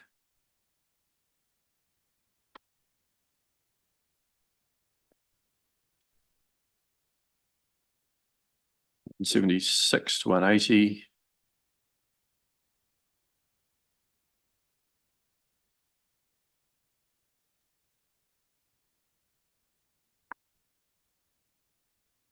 $181 to 185.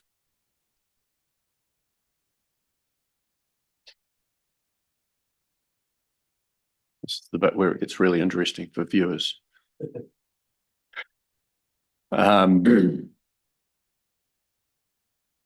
So just as a reminder, I guess for them as much as anyone, we're basically raising issues as we come across them, and if they've already been raised, they don't necessarily need to be repeated again.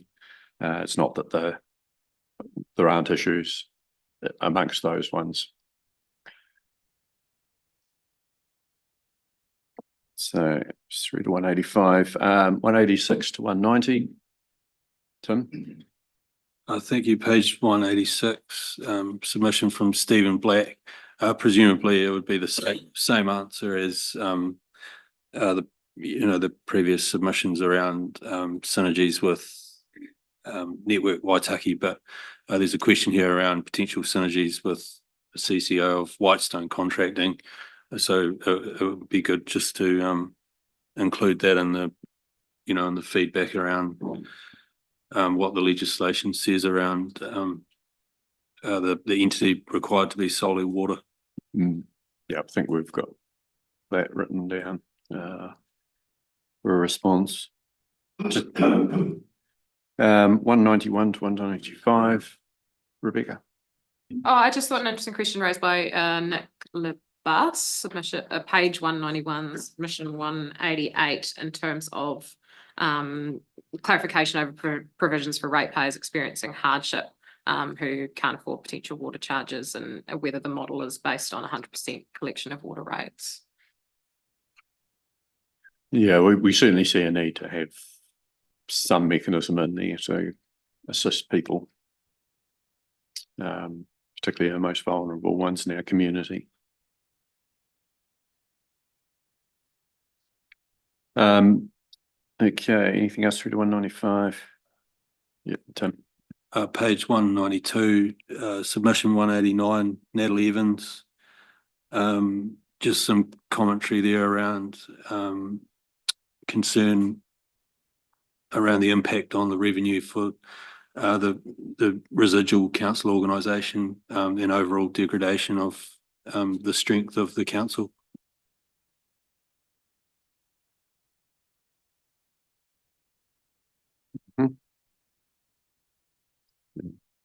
Alex. Just refer you to my report tomorrow to council. I think whatever route we go down, the organisation will need a new sort of organisational strategy in terms of how it's going to change as an organisation, and clearly that's a consideration is how do we have the mass and the capacity to do everything we need to do when a third of our revenue is moved outside of council if we go down the joint CCO route. That doesn't mean it's not possible. Thoughts being given to that, and I allude to that tomorrow in terms of pointing the way to potential more collaboration with other councils to make sure we retain the capacity. But clearly, that needs to be looked at more closely as we move forward if that's the route we go down. Okay, anything through to page 200?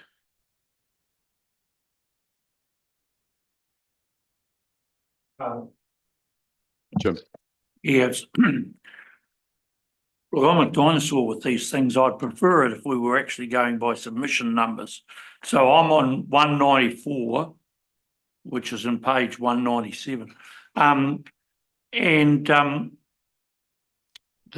The submission by Mr. and Mrs. Smith talks about an interim remaining in-house while things become clearer. Is there a possibility for that to happen under the current legislation where a council could say we're going to retain it in-house prior to 2027, by which time we will join with A, B and C? Is that just pie in the sky, or is that a possibility?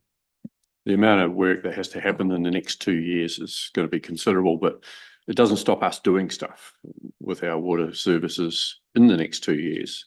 So we've still got the ability to get on with our long-term plan and deliver projects and do what we feel we need to do over that period of time. To try and then join an entity that's already set up, we won't be part of it. Setting it up, we won't have any say in how it's set up. We'll be a taker rather than a decider on that particular aspect. And I think that it would create a lot of problems. And I don't know that it would be overly acceptable. We've got Waimate saying they think they can go for 10 years alone and then they would join something. I'd say over that time, they're going to spend a lot more than they need to, and they'll have to join something on terms that aren't their own. Just to add to that, the legislation says that we must select an option. It doesn't say we can select an option and then move to another option. It says we've got to select an option for the future of our water.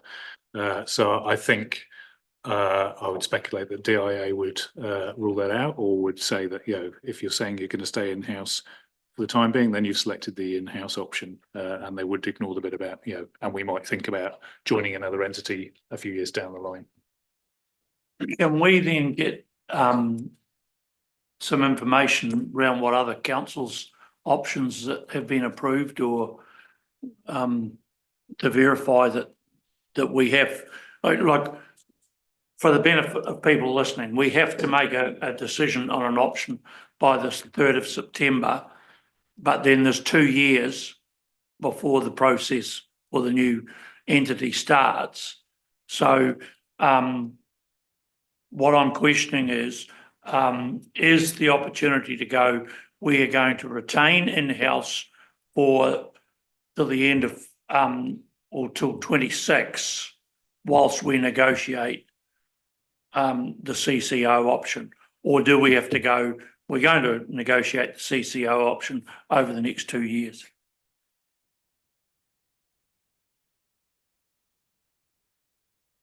So I think the preferred option that council consulted on is to negotiate a CCO option, but it clearly commits us down that route to successfully negotiate the detail of that.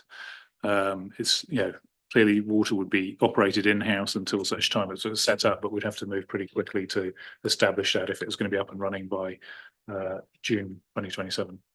So what you're telling me is we don't have an option of saying we cannot go to the government and say, we're going to operate in-house, but by 2027, we will have the option of what councils we're going to work with in a CCO.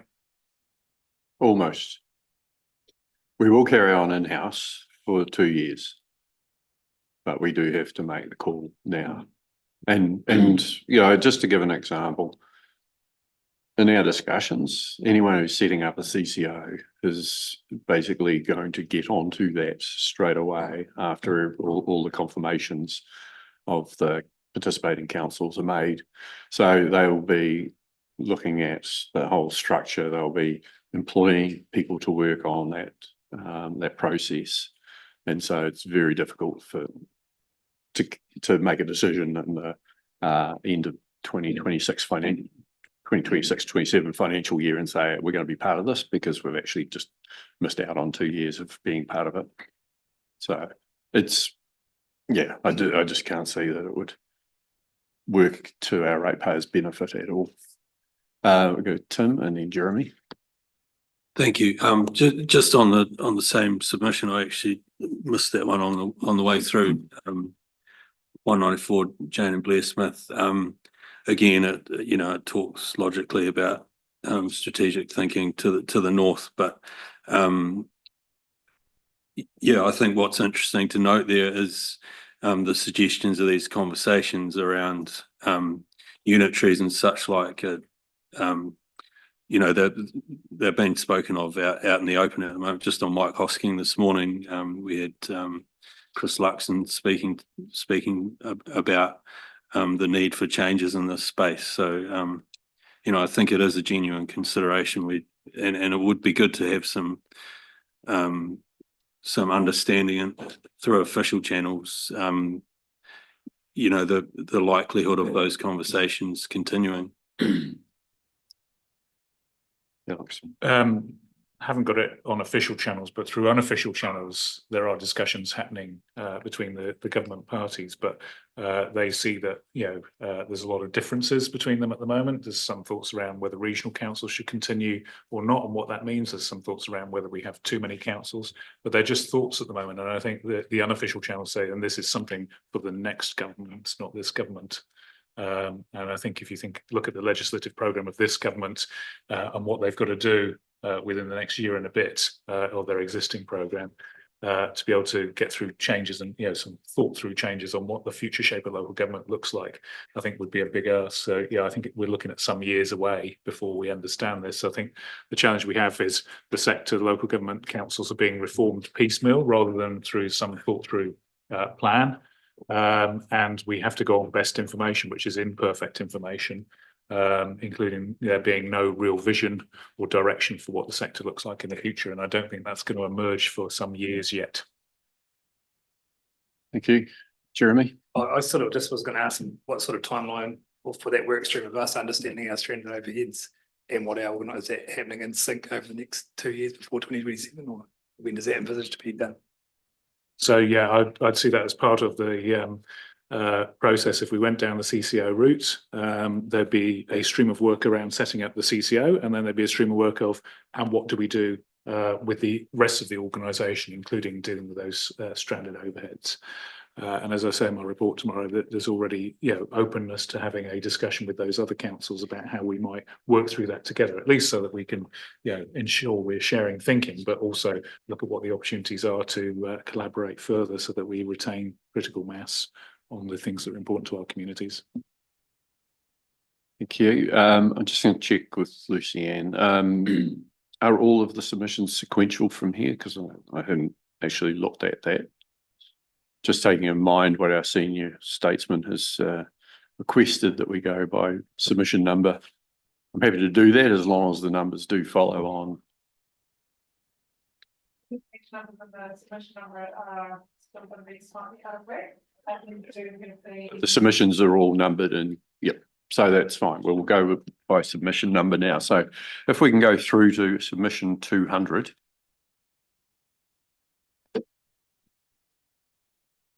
And Rebecca's looking worried about me. So the number at the top, the very first number on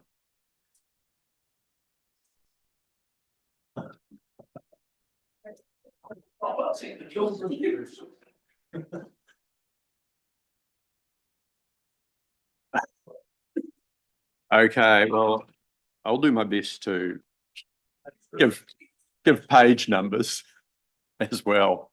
So through to submission 200, which 203. is on page 203.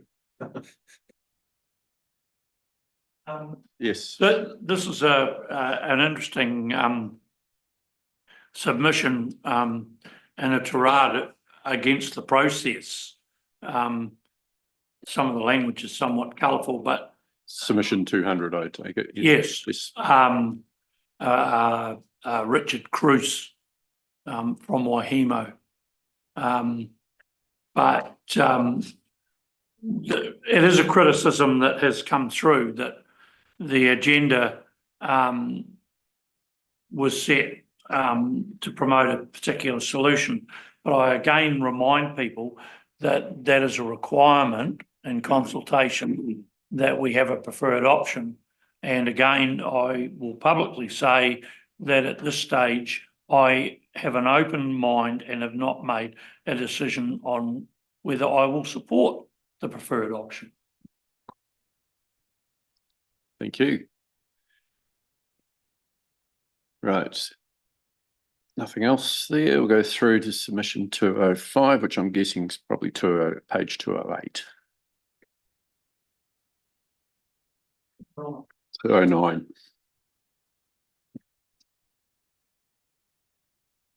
Nothing there. Okay. Through. So, sorry, Mr. Mayor, I do note that that particular submitter did ask in their original submission, could they speak to it? As a few did, and remind people that there is that opportunity tomorrow in a limited time space. Thank you. And John. Miss Howard Sullivan was contacted by email last week, giving her the link to register for the public forum at next week's meeting and saying that's how she can do it. We did that for all of the people who requested to speak. Thank you. Good job. Okay, through to submission 210 on page 214.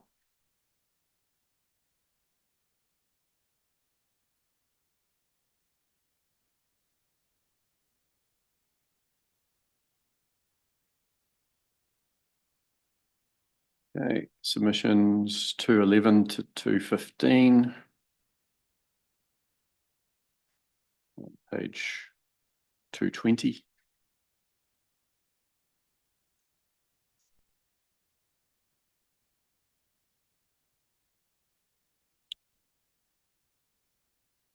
Submissions 216 to 220 on page 225.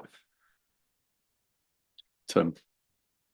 Submission 219, Keith Marshall. Yeah, I'm not asking for a specific answer now, but I think it would be good for us to have an answer to all these questions as to what the thinking is here for the entity we might join up with.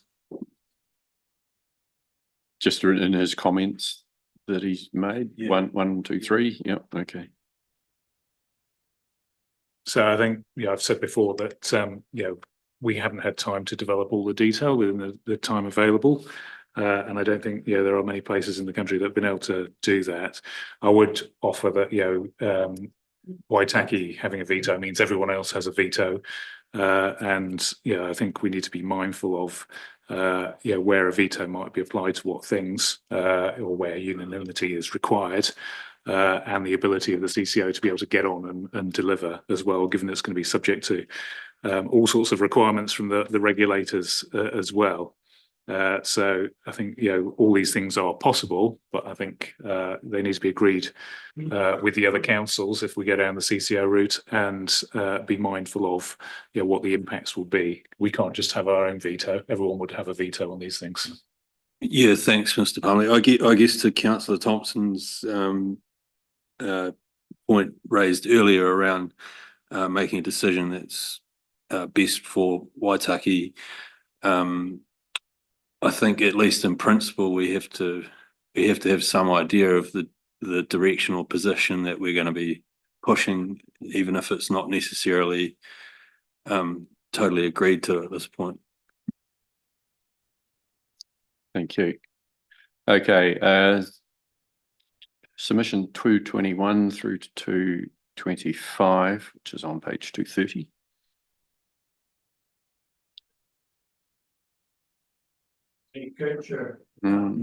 Submission 222 on page 227. In the comments, rural water schemes should be left out of a CCO and run by their own, as is Corridale Water. You did talk on our webinar last week about the fact we were looking at rural schemes as a fourth water. Could you elucidate on that, please? Yeah, I think it'd be something be good to have in the report too, just being very specific about that. Rural schemes are very different from urban schemes in the way water is delivered, what the water is used for, and the opportunity to use acceptable solutions as a cheaper option to treat water where it's needed to be treated rather than treat at source. So there are a number of reasons why it needs to be kept differently. We've also got 4 of our water schemes being managed under Corridale Water Limited, which is basically a group of the consumers that got together, formed the company and are running those schemes or managing those schemes on behalf of council, which owns them. It's our intention to, subject to them wanting it, which I think they do, to embed that into the new CCO, if that's the direction we go down. And if we can do that by way of a contract, then that will give some certainty around how that works. And there's an opportunity to look at how other rural water schemes are dealt with in that same way. So yeah, it's that's something that doesn't apply to all councils, but it certainly applies to us, applies to Clutha. Looking north, it applies to Mackenzie and Waimati.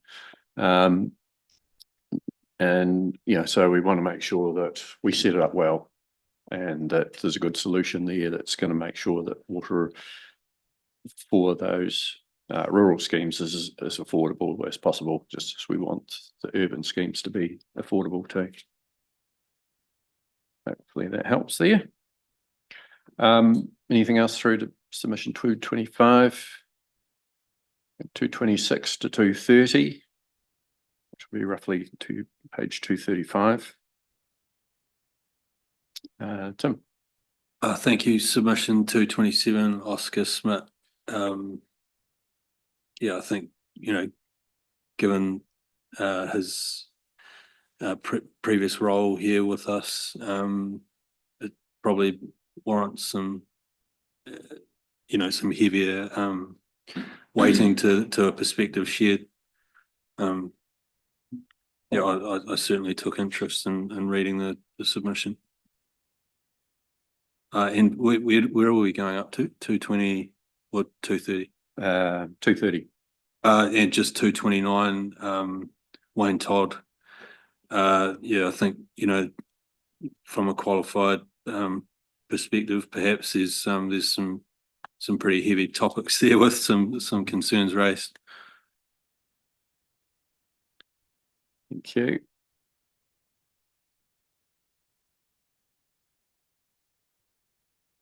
Yeah, I think some of these, yeah, it does reflect the concern that we didn't have enough information on some of the other options, because we perhaps in hindsight should have had more detail around what the loss of control is for even keeping it in-house, the very different environment that's going to be for the, yeah, it's not being status quo anymore. It's going to be quite different, and it's going to be quite a major bit of work just to keep it in-house. But yeah, we could, as I say, we could have provided a bit more information on that. Anyway, 231 through to 235.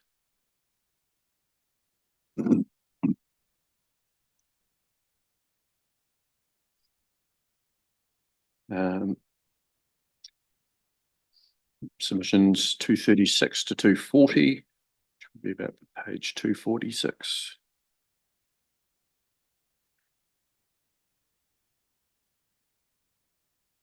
Submissions 241 to 245.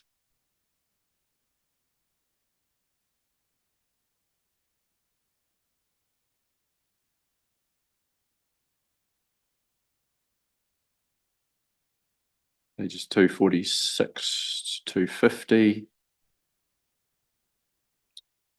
Yeah, Tim. Just submission 246, Hamish Caswell, there's a suggestion there that the Southern Water Done Well group was progressing discussions with Southland District Council as well, or trying to revisit that. Is that an accurate representation, or? No. No, it's I've never been asked by Southland District Mayor Rob Scott to show and convince him of the benefits of amalgamation. So the comment that I did that and that I wasn't able to tell him the benefits of amalgamation are inaccurate. The original work that was done by Morris and Lowe modelled all of Otago and all of Southland together. So there was enough information there. But I think Southland have been convinced that because an $11 million wastewater scheme was going to cost only a fraction of that, which was quite unbelievable. The saving that they were going to get, that they based their decision to go alone on that particular scenario, whereas I think it was fanciful to say the least. But no, haven't had that conversation with Mayor Rob Scott.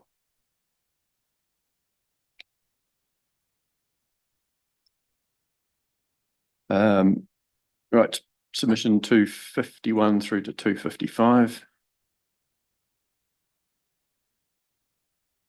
Which is page 262.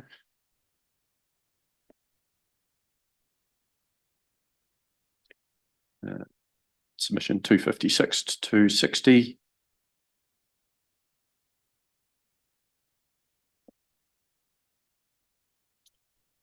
Submissions 261 to 265.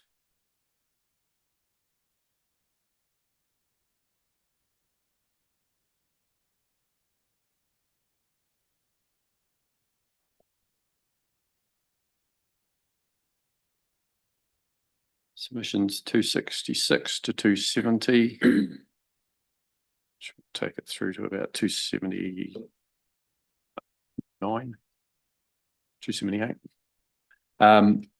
Jeremy? I just acknowledge the submitters that have sort of commented on innovation and looking at new ways of doing things with the boiling pan. I'll be sort of the work stream to try and address the infrastructure deficit in the country if we are going to be looking at new ways of working. Well, we will be, but just whichever way you go, encourage it, looking at some of those innovative ideas.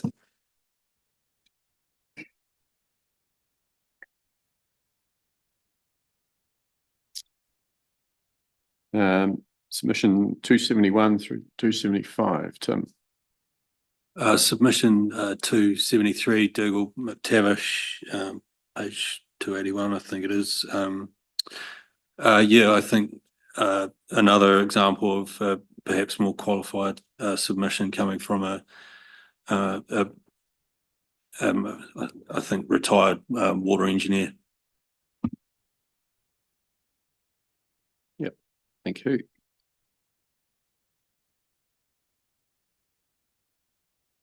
Submissions 276 through to 280.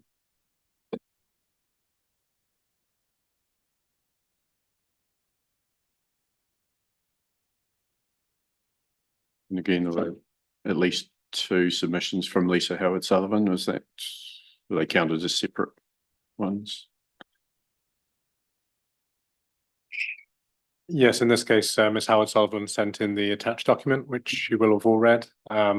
And when we input it into the system, she contacted us to say if we could change something we'd put in there. So it was deleted in the data, but it turned up in the report in the back end. Thank you. Submission 281 through to, get myself right here, 281 through to 290, 285, sorry. Jumping ahead. 286 to 290. Nico, Chair, I just note, Federated Farmers submission appears to be gutted, in this, compared to their full document, which they were basically, their submission, was one that went to all councils and they consistently opposed, on all councils. Yeah, so that's in the next section, so we will get to that document. So just get through these ones. I think if we just go down 291 through to 295 and 296 to 300.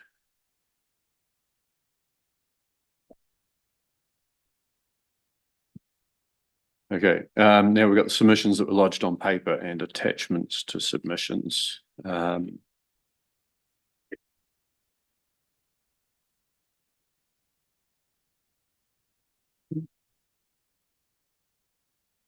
So, John or Lucian, do you want to address how you've done these? It's the section, you need the mic on, thanks. Yeah, so these are the ones that didn't go through Let's Talk. So we went through, these are included obviously in this other attachment, and where we had data that could be assessed with the questions from Let's Talk, they were included in that. And for the non-ranking, like we explained before, if they didn't answer that question, they were given a 0 rating for the other options. And when we went through and tried to pull the themes out, we did look at these ones as well. That's what's in your engagement report headliner trends. Okay, so these, from a formatting point of view, are done by name. So just to confuse things a little more. So work our way through and hopefully settle into some sort of rhythm on this one. We've got Daniel Moffat.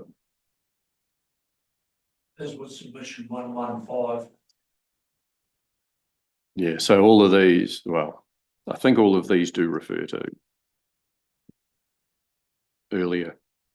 The submission numbers are linked into the page numbers at the bottom when we scroll across. Okay, I see. Right. I see that now. Thank you. So as you scroll across, councillors on your devices, they'll have the name and the submission number that it originally referred to. So next one is Alec Hamilton.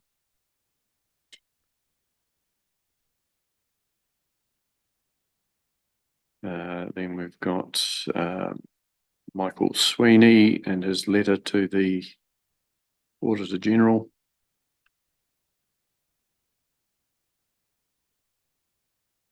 And further submission.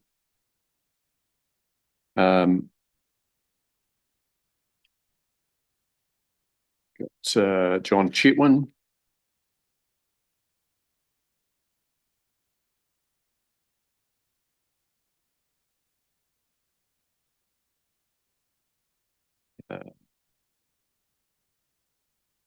Lisa Howard Sullivan.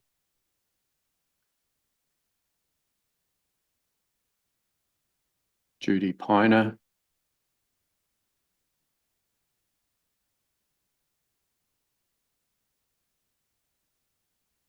C. Leo Leland.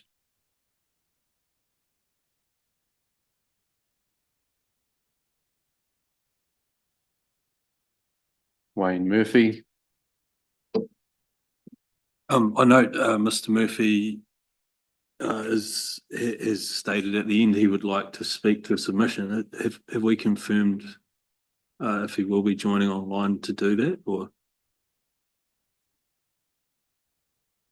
Thank you. Yeah, there's some interesting questions raised in this one, which, we probably don't have time to go through right now, but it would be good to kind of explore them a bit further in the discussions that follow. Okay, thank you. Alison McTavish.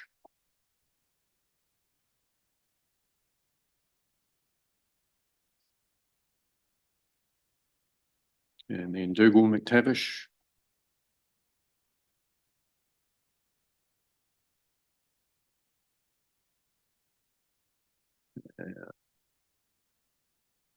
W.M. White.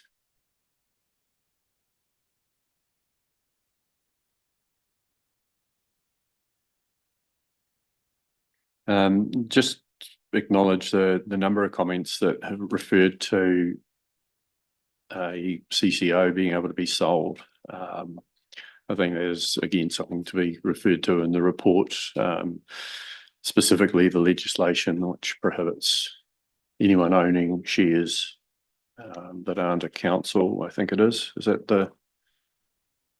that's the limitation? I think. Is that right, Paul? Yeah, just need to go through and confirm that. Yeah.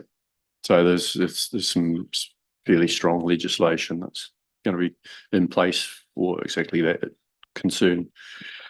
Peter Plunkett.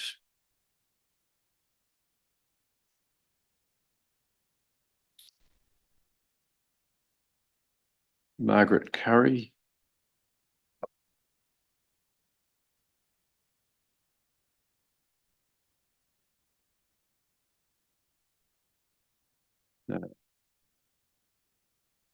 Lisa Howard Sullivan again.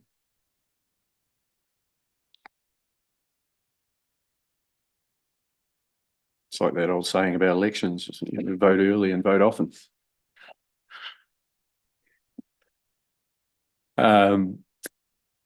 Jan Wheeler.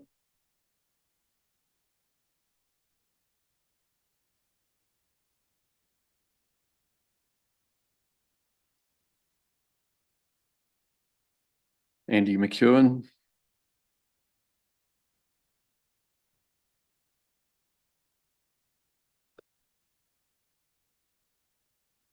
Bruce McNabb.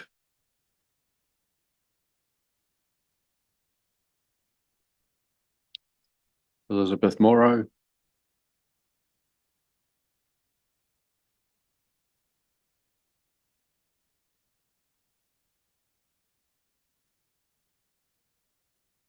Evelyn Webb.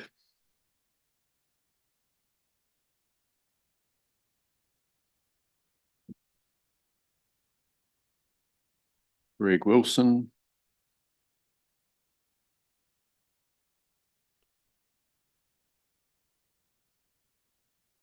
Health New Zealand.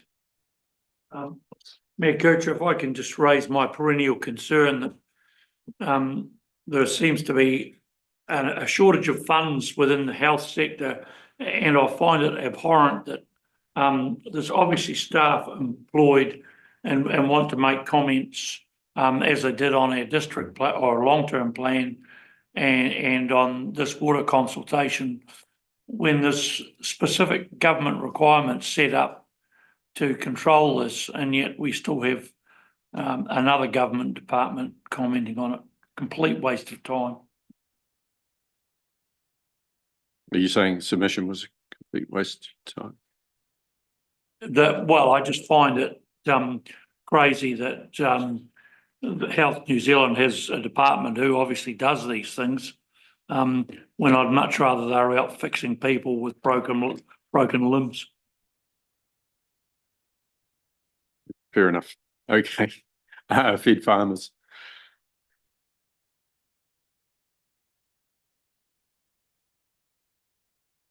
And Howard Selwood.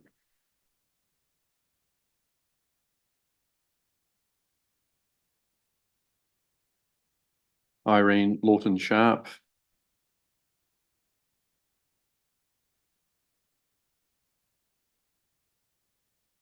Jane Metcalf.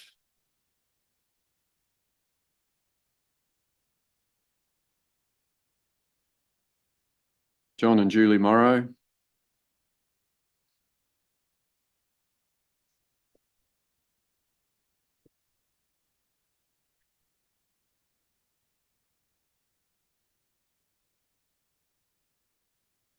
Calvin Taylor.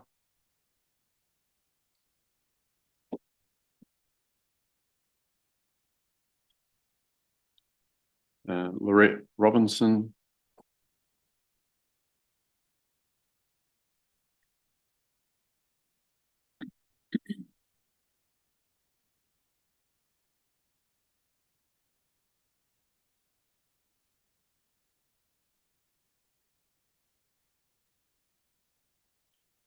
Mel Watson.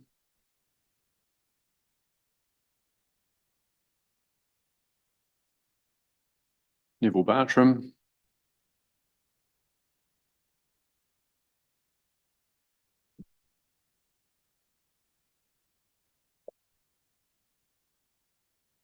Debbie Brunton.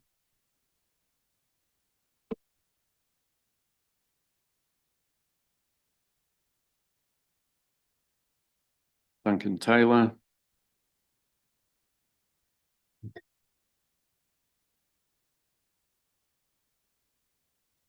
Jennifer Hopkinson.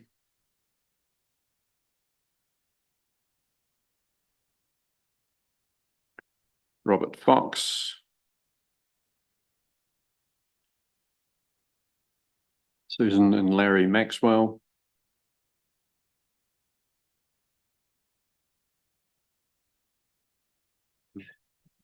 Tim. Sorry, just to go back Right. to Duncan Taylor's submission, there's an interesting point that's come up quite a number of times, the way through, like, well, probably not quite a number, but perhaps a few times, about this misalignment and growth projections and how that might impact how, the function of a joint CCO model. I was just wondering, maybe we could explore that a little bit with Morris and Lowe as well, when you have different communities that are shifting at different paces, how that whole dynamic all meshes in together. Just point out, Central Otago is experiencing growth, but the two areas they mentioned there are actually in QLDC, Queenstown Lakes District Council. So Wanaka and Yeah, sure. I was more talking about the principle of just growing at different pace. Yeah, and I think when I see those comments, I think, well, how does it differ from what we're already doing? And in this case, it differs by degree. They're growing much faster than pretty much any of the other districts. We'll have part of our district growing faster than other parts, but not to that scale. So I think it would be good to get an understanding of how that is dealt with elsewhere, where there are these more joined up models, or even looking at a district which has some very strong growing areas versus the basically just very static communities as well. Right, Vanessa Barsby. And that's the end of those. So again, thank you to those who have made submissions and have made their different points, obviously given food for thought. And just acknowledge, as we were rattling through those particular ones, it was really for the councillors to raise any new issues and so forth. So if there were things that weren't raised, it was generally because they had been raised previously in the session. So that does bring us to the end of those submissions. We've got a council meeting tomorrow where there will be a number of people speaking at public forum for that, on water and other issues. So we'll look forward to that. And then tomorrow we've got Morris and Lowe joining us, and Alex, you want to talk about what that's going to be about and what the opportunity is? And I believe it's all going to be live streamed. So yeah, there'll be a public workshop continuation of deliberations. And it's an opportunity to pick up many of these things that come through the consultation. And key themes emerging from that to really get an understanding from Morris and Lowe as the experts have done the modelling, the information behind those. So some key themes that I'd outlined in the cover sheet around modelling assumptions, and what the differences might be between a CCO and in-house option, but we can also pick up the key themes that have come out of here today. So we'll be contacting Morris and Lowe after this workshop is finished to outline what the key themes are that have come out of the consultation that you'd like to explore further tomorrow when we meet with them. Just to clarify totally, are we going to be discussing specifically what an in-house model might look like and what the required changes would be? And I accept that some of the details haven't been ironed out yet totally, but just an overview of how an internal model might work in terms of both governance and operational.